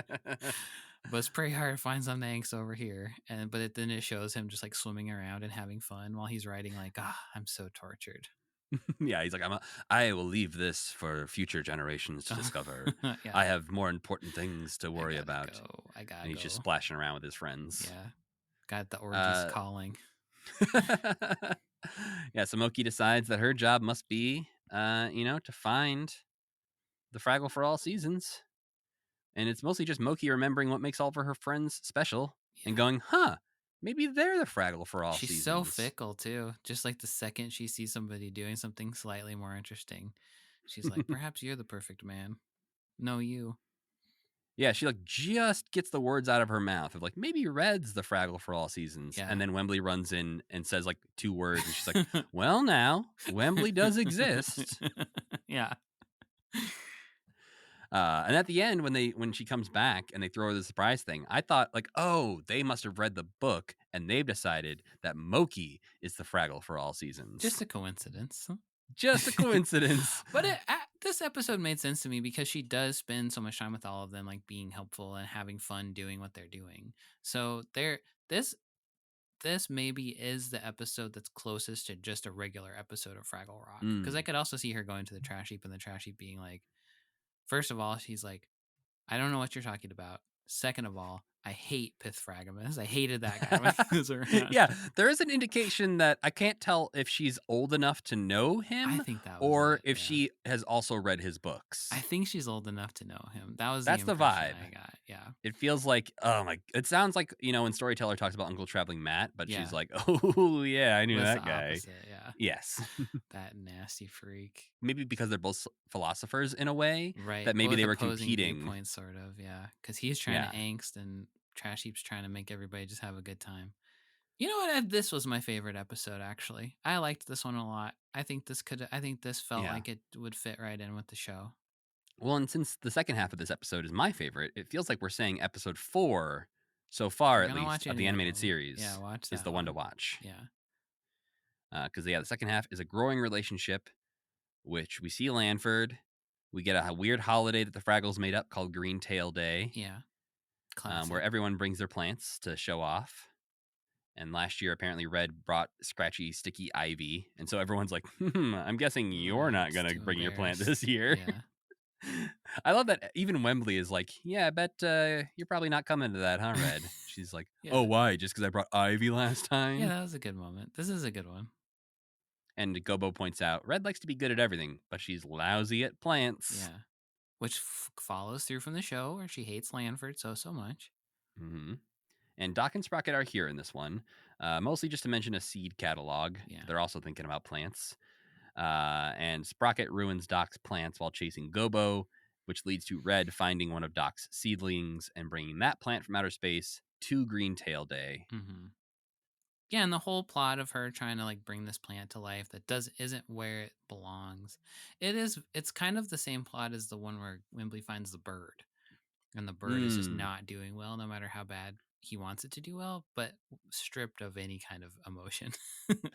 Yeah, I think because you also get a bit of the I think there's an episode of Back to the Rock I'm remembering now, where Lanford is sad, and Moki can't figure out what's wrong with him, and it's that he needs to be repotted, and he needs more space to grow. And I think if this was a full Fraggle Rock episode, there would have been more about Red trying really hard to be a good plant mom to the outer space plant. In 3 different ways, specifically. Yep. And showing that she cares and really wants to be good at this, but she just can't seem to pull it off. Right. And then something would happen where she would do something accidentally that's normally one of her really good sports traits or something. Right. And that turns out to be good for the plant. Instead of just a sunbeam randomly hitting it at the end of the episode. Because it's just, this is getting too big. We should take it to the gourd garden. Help. Yeah. It's sort of the same thing they did with Wembley, where it's like, shit, he got too big, to the gourd garden. Yeah, where all their problems go to die. That's what they did with the monster in the first episode too. They bring it to the gourd garden. And Junior will throw it away. That actually was a nice moment when Junior picks it up and he's like, "Oh, you little cute guy," and he's like, "I'm going to bring you to a field where there's lots of you." I liked that. I thought that was a pretty nice moment. Yeah, they can't kill monsters in Fraggle Rock the animated series. I'm going to eat you. I'm going to thump you real good and cook you up for dinner. The vine part of this kind of bothered me because it was just ultimate. So the vines are growing crazy, but it's ultimately just these vines are really annoying, and not Audrey 2 or something like that. No, yeah. It seemed like there was maybe going to be a little bit more interesting things happening there, and then it doesn't really go anywhere. I did kind of although the scale might be a little off, when they are growing the flower at the end in the Gorg's garden, it grows nice and beautiful. And then they cut to the same flower on Doc's workbench. Right. That he has also grown the same plant successfully. But I think that flower was human sized in the Gorg garden. Yeah, it would have been the height of Doc in the scale of Fraggle Rock. And yet it was not. Well, maybe it's the special manure, You got hit with Gorg Sun. So Gorg's son growing in it's like, Gorg shit. yeah, it's like a goldfish. It grows to its surroundings. That's right. Yeah. It made me mad that they used the song Pass It On in this one too, though, because that song's kind of special. And this wasn't like a special or a sensical way to use it, I thought. Yeah, but I also think it's more special for a thing that hasn't happened yet, because we know it from the Muppet Family Christmas, which has not happened yet. And while it is in the show, Well, no, I think of it as one of their like core tenets. Like that song is about like the only thing they believe in, basically. yes, that's fair. It is about like you don't be selfish. You Yeah. pass it on. Yeah. No matter what it is, pass it on. And so yeah, using it more flippantly is weird. It's a church. It's a hymn for them, a church hymnal. Well, the next episode is from October 10th, 1987. Starts off with The Best of the Best, written by Chuck Lorre of Big Bang Theory fame. This is the one where Red's trying to be a better version of herself, but also wants to be better than all of her friends in the process and set world records in their hobbies while ruining all of their fun activities. Yeah. So would it be fair to say that the plot of this is that she does that, annoys them, and then they end up trapped by the Gorg, and then she tricks the Gorg? Is that all that happens in this episode? Yes. Okay. I do like when she vacuums up the Doozer Towers, though, because she's trying to set a world record for that part's easing. Great. She's trying to eat the Doozer Towers fastest, and she just hoovers them up. That's something I would have loved to see in live action. Her just like it would have just been very Cookie Monster-y. Yeah, but that would have been hilarious. Her Pac-Man through, and the Doozers are also like, oh, it's the time of year where that Fraggle really goes crazy on our towers. I like that too. That part was good. But yes, that is really all that happens in that episode. And she builds a good machine. The laundry machine she builds looks great, just like the inventions they built earlier. Look, I feel like there's like an undercurrent of her being good at inventing things, like that. Maybe that she invents something in the Fraggle for All Seasons too. And I think Moki calls out that she's good at building stuff or like good at making things, which is odd. Well, the second half of the episode is where no Fraggle has gone before. This is, Gobo and Wembley want to climb to the tallest spire of the Gorg's castle to reach the top of the universe, which they only seem to be giving Gobo credit for. Yeah. But Wembley seems to be part of the plan the entire time. Wembley is working not even for exposure. He's just working for free. Wembley's like the guy they hire to take you up Mount Everest that actually has climbed Mount Everest like 87 times. This could have been a really great commentary on like that like I don't know if that was as talked about at the time. No, but they accidentally they came to it, yeah. Yeah, because Wembley is packing the packs and all this stuff while Gobo is getting famous.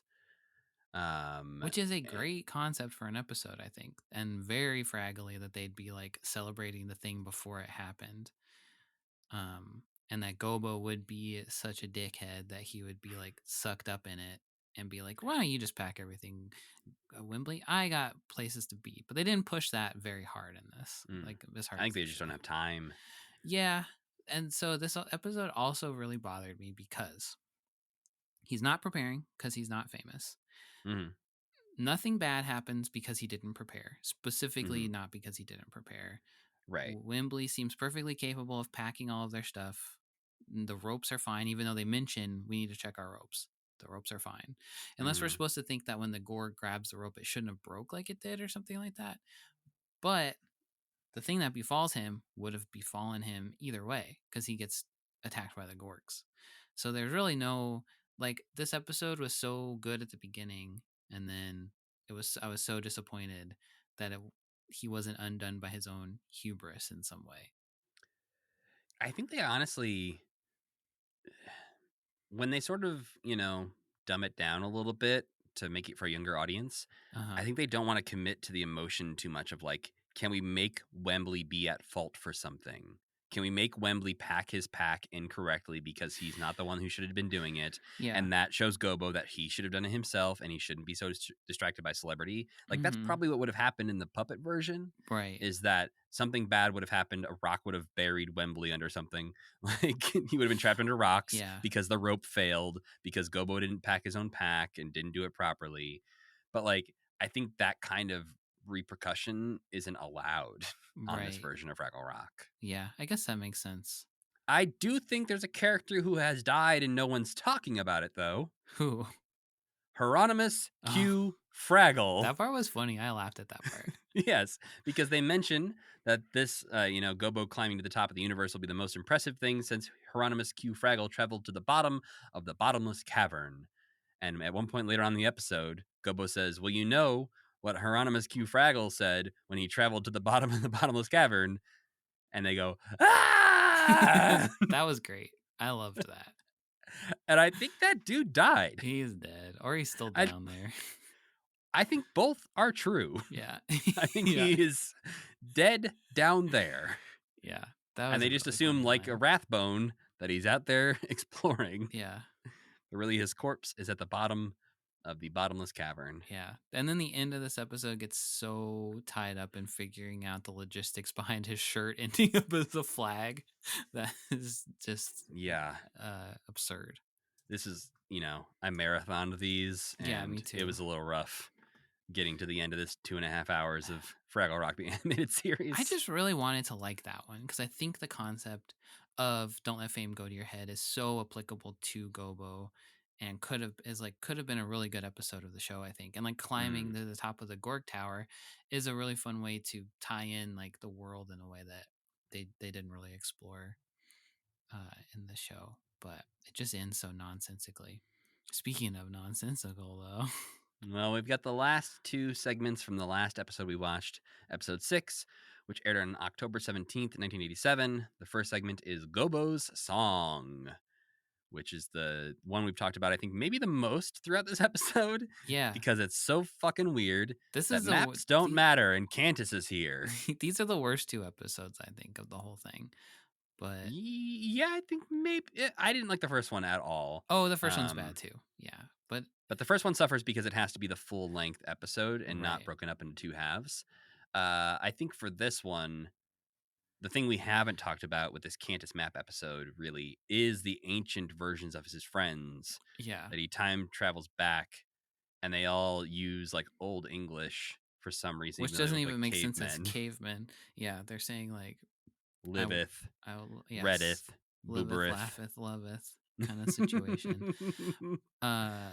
And it's also like Fraggles liveth nowhere is their big thing. We realize is that they don't even know about the Great Hall because they liveth nowhere. It's also a complete ripoff of Moki Here and Now, or Moki Now and Then, or whatever, down to the cave painting, like him finding a cave painting at the beginning that then he recognizes as something Moki drew when he comes back.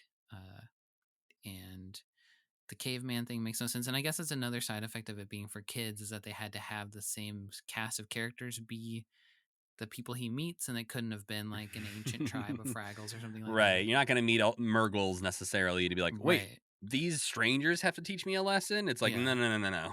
The same people you already know will teach you lessons. Yeah, we're not going to freak you out too bad.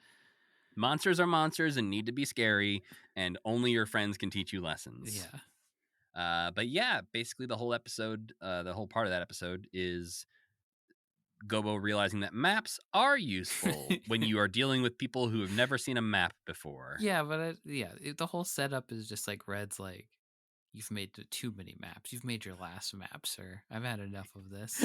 Yeah, I think they say, sometimes this is the lesson from Uncle Traveling Matt's postcard is that's right. Maybe sometimes there's too much of a good thing, even maps. What?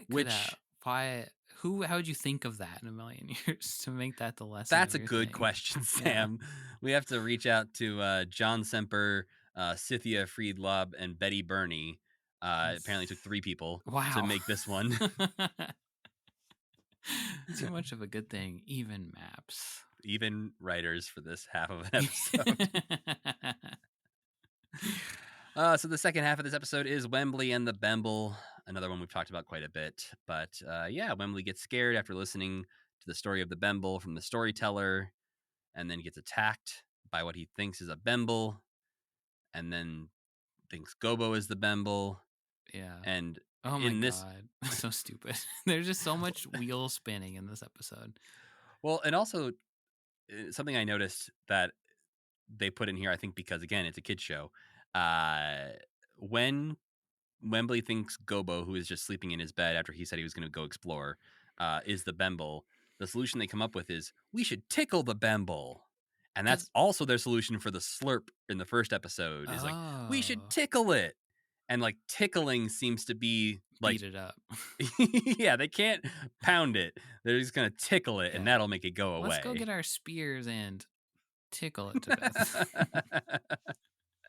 Tickle it until it stops moving. Yeah. Yeah, and this one also is like Wembley's by himself, home alone, because Gobo went on a trip, but then no, he didn't actually.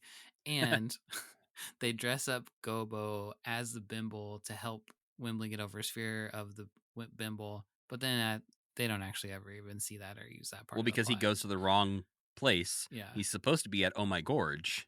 Oh My Gorge. And he goes to Oh My Ravine. I did like Oh My Gorge, and I liked when they kept saying it over and over again. But yeah, when he's like, "Oh, I went to Oh My Ravine."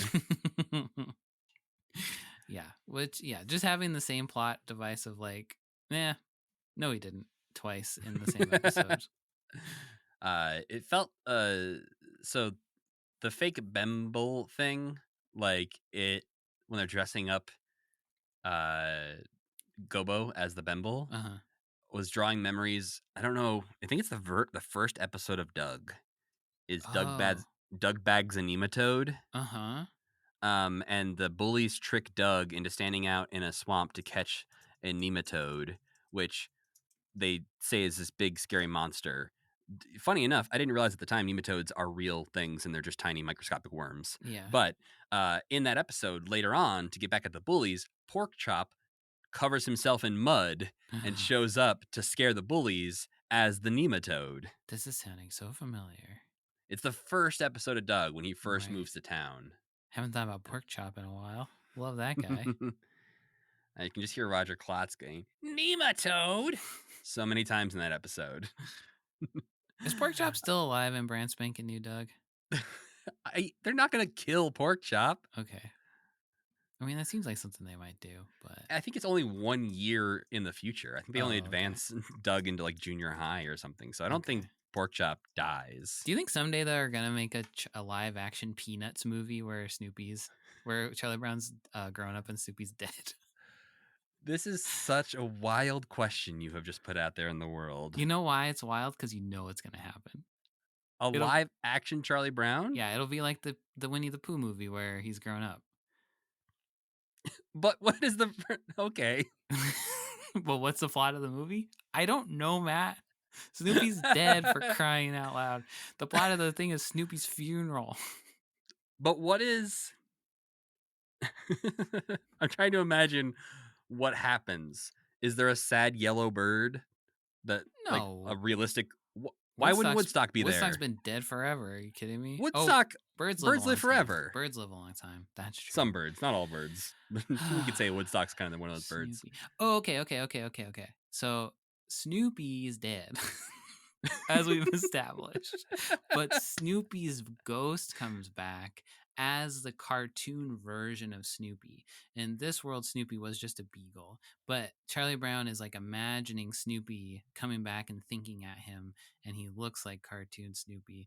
And the problem with Charlie Brown, I'm realizing as I'm saying this, is that he is a loser and he doesn't have to like all of those shows are about the Christopher Robin grows up and is a loser and has to learn to get in touch with his childhood again. Yeah. Charlie Brown was always a loser. So there is no, he grows up as a loser and everybody just goes, oh yeah. Charlie Brown. We cut to 28-year-old Charlie Brown. Okay. Recently released from the Philadelphia Eagles, where he was their kicker. He was good at a sport after all. He became a kicker in the NFL. But he blew, man, that's genius. He like, messed up too many field goals. I'm gonna show her. There's two. To be fair, that's one idea. My other idea was like teenaged Charlie Brown. Yeah. His dog dies, and he is struggling with that, while at the same time, one day he's talking to a friend and he's talking like this, and suddenly no, and he can't get through an entire thought without. Oh no, Matt, that's and he's great. starting to grow up. You're growing up, Charlie Brown. Wow. Well, You've got hair in weird places, Charlie Brown. I think the football. Oh, he could be good at baseball too. If they made it in the 90s. He's like, I learned early on I'm bad at football. Yeah.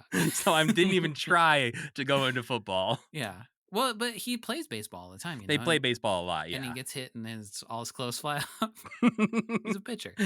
So it could maybe maybe he has a freak out on the mound in the World Series and takes off all of his clothes while he's pitching. Yeah. And Snoopy, I think we've written a solid SNL sketch. And Snoopy plays outfield. Snoopy's there. Alive. Snoopy's got a glove on his back and he's running around in the outfield playing outfield. I was thinking maybe he went home after the World Series and was like talking to Snoop, and it pans over and we see an urn, an urn on the mantle. Wow. There's just nothing to make this movie. There's no plot for this movie. You can't. No, but you know what this reminds me of is the terrible time when the cast of the Today Show decided to dress up like as the Charlie Brown cast for Halloween, and you see Carson Daly as Linus. Yeah, but that would be a good nightmare sequence in the film that we're talking about. I can't stop looking at the terrible Today Show cast dressed as the Peanuts characters because it looks like they have turds shooting out of their heads. Well, the problem is they're like good costumes. Yeah. But they're too good. That's absolutely the problem is that like you show up like to a friend's Halloween party in one of these costumes and they're gonna be like, I think you spent too much time on that. Yeah, you're like you're unemployed at the time. Man, are you okay? That's why you couldn't hang out last night. Are you okay? This costume's too good. Well, I don't know how we got there. And that's Wembley and the Bimble. I guess we can tie it back in a little bit. The voice of Porkchop on Doug was Fred Newman, the Puppet Man. And we're back to Muppets, everyone. We did it, Matt. We did it. We did it. We solved the Bimble problem. Someday we'll crack this Peanuts movie, though. That's going to be our real, that's how we make our millions. Oh, please. Are you kidding me? We would make $1 billion. I do think before we really wrap it up, we have to talk about Rathbone. Oh, okay. Because Rathbone Fraggle is the one who Storyteller tells us sought out the Bemble, was going to go defeat the Bemble, scare it away. Yeah. And we learn from Rathbone, who we meet, that he made up the story of the Bemble just for fun and he scared people so badly that he had to pretend he went to go scare the Bemble away and then just stayed away forever. It's so close to something that makes sense where he's like ashamed of himself, or he can't ever admit that the Bimble's made up, and the more he's around the Fraggles, the more questions they're going to ask, or something. And I can see them finding an old grizzled Fraggle in the caves in the show being like, I had to hide myself away because I had done something so unforgivable. But to be like, see you guys, I'm going to go chase this monster away and never come back. That's scarier. Obviously, it scares them all really bad. Well, and it feels like it doesn't dawn on him until he's telling the Fraggles that he fucked up his whole life for no reason. It's been 100 years. What the fuck?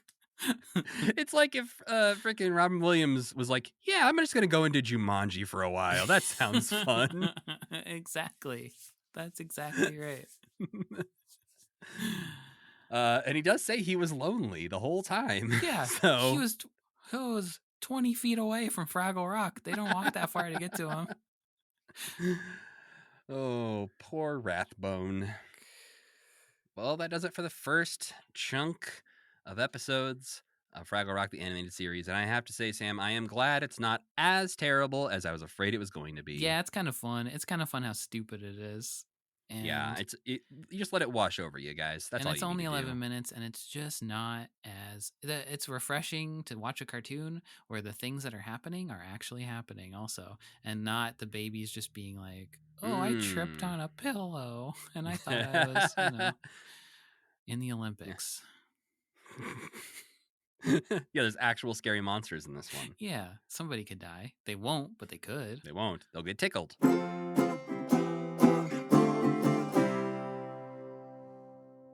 Well, Sam, before we get out of here, I gotta ask, what non-Muppet things did you enjoy this week? Or did you see this week? I had kind of a light week of enjoying stuff. I've been really freaking busy. But I went to see, this is what I was trying to pull out of you. Megalopolis. That's the one. Francis Ford Coppola's possibly last movie, Megalopolis. And it's almost pointless to talk about because there's no way to describe it without ruining the surprises that make you go, what? And there's no way to one of my friends said that it was fun to watch but wasn't a movie, which is entirely accurate, I would say. It feels exactly like something that you would have seen on an episode of Mystery Science Theater, where it is but just with a giant budget. Yeah, with like $150 million budget. It's so misguided. There's so many big acting swings and so many horrible acting swings, and the plot is just like there's no way to tell you what the plot is. Right. But the thing that's fun about those bad movies a lot of times is that they're made with such pure intentions and they're such a singular vision, even if they're totally misguided, singular vision of the person making them.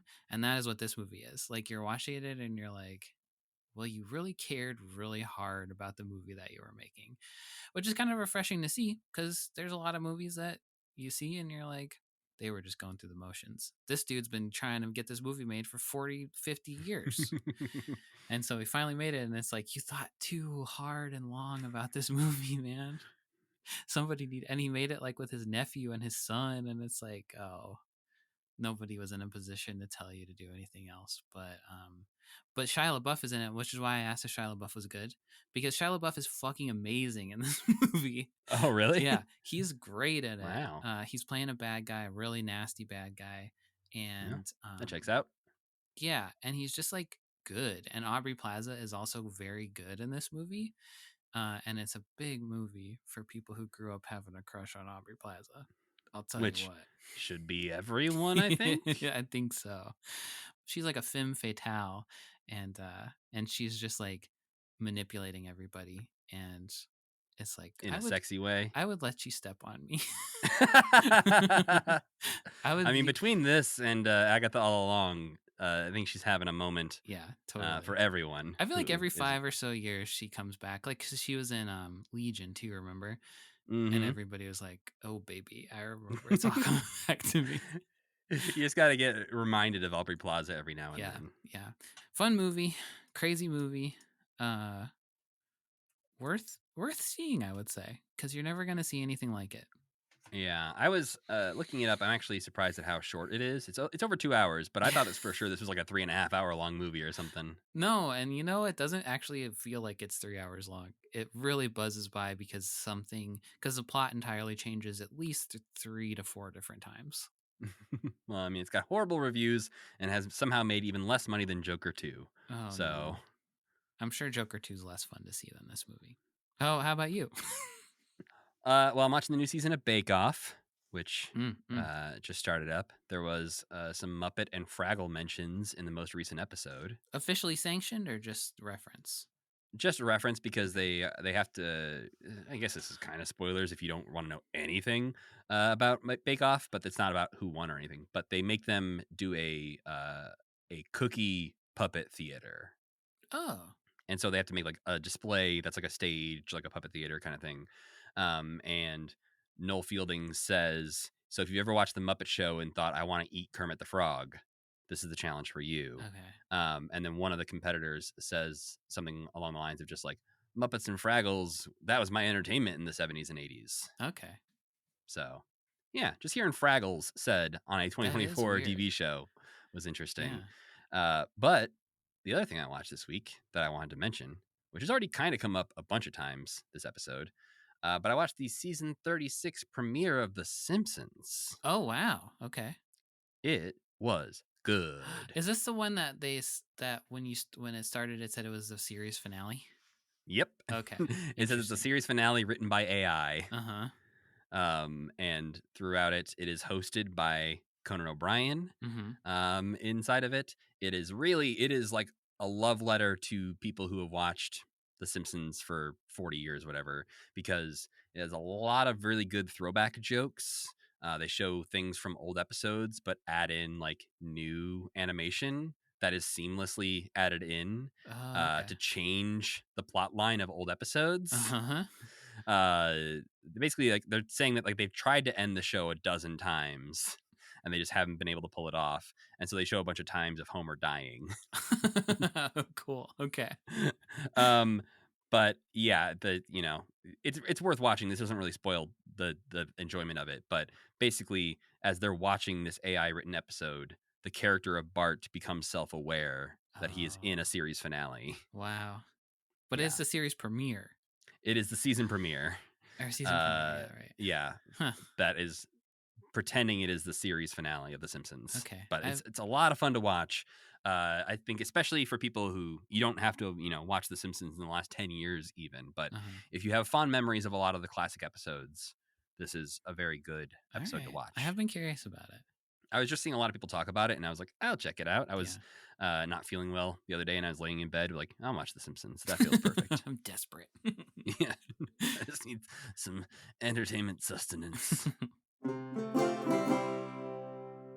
Next week, we're going to be wrapping up Fraggle Rock, the animated series, with 7 episodes. 2 in a row. What? Okay. Well, I got to get through this, Sam. Yeah, that's true. So yeah, we are going to watch one more episode than we watched this week because that's how many are left. Hate ourselves, but not you, like we said before. So the segments that are going to be in these episodes, I want to get Sam's genuine reaction to these now. Okay. We got Ambassador Gorg. Okay, that sounds fun. Homebody Matt. That's you. The Great Fraggle Freeze. Oh, okay. Laundry Never Lies. That sounds like a good one, I think. What Boober's Nose Knows. That sounds like a gross one. I mean, he's had a good nose before, though. Yeah, he's got the best has super smeller. scent. Interesting. Moki's Flood of Creativity. Okay. Moki gonna flood Fraggle Rock? Yeah, gross. What the Doozers Did. This is the same title as the other one. What did the Doozers do, though? I'm a little scared. Murder. They're capable of it, I think. I think I found the worst one. Okay. Red's Drippy Dilemma. Ew, come on, Matt. Please move on to the next one. Fraggle Babble. I hate that's like good luck, lucky Fargy. It's like, do they think that they're rhyming? The Radish Fairy. Okay. Oh, here we go. The Funniest Joke in the Universe. Cool title that you came up with. Fraggle Fool's Day. Oh, there's so many in that. You said that like that wasn't the last title. And the last one is Wembley's Trip to Outer Space. Oh, okay. I don't care about Wembley going. I'd rather see almost any of them go to outer space besides Wembley. Can't wait to hear that funniest joke in the universe. It must be. It's gonna be a real knee slapper. I bet you. I feel like it's gonna be like the banana sketch in Muppet Show where we never get to hear. You're right. Yeah. What the Doozers Did is such a scary name. Red's Drippy Dilemma. Yeah, I don't think about that. We'll also watch a brief little compilation, I think, of some of the Uncle Traveling Matt wraparounds. So we'll see what that was like for the people who were watching this back in 1987. The only way to make the show better is with the worst character from the original show. But we got to thank our friend Tuna for making the music for this podcast and Cassie Wilson for singing our theme song. Don't forget to go to commitment.com for all your commitment needs. And while you're listening to this podcast, don't forget to rate and review us on your platform of choice. You can also email us at mail@commitment.com or follow us everywhere on social media at commitmentpod. And you can follow me at Matthew Gatos. And I'm Sam Schultz. And as always, keep believing. Keep pretending.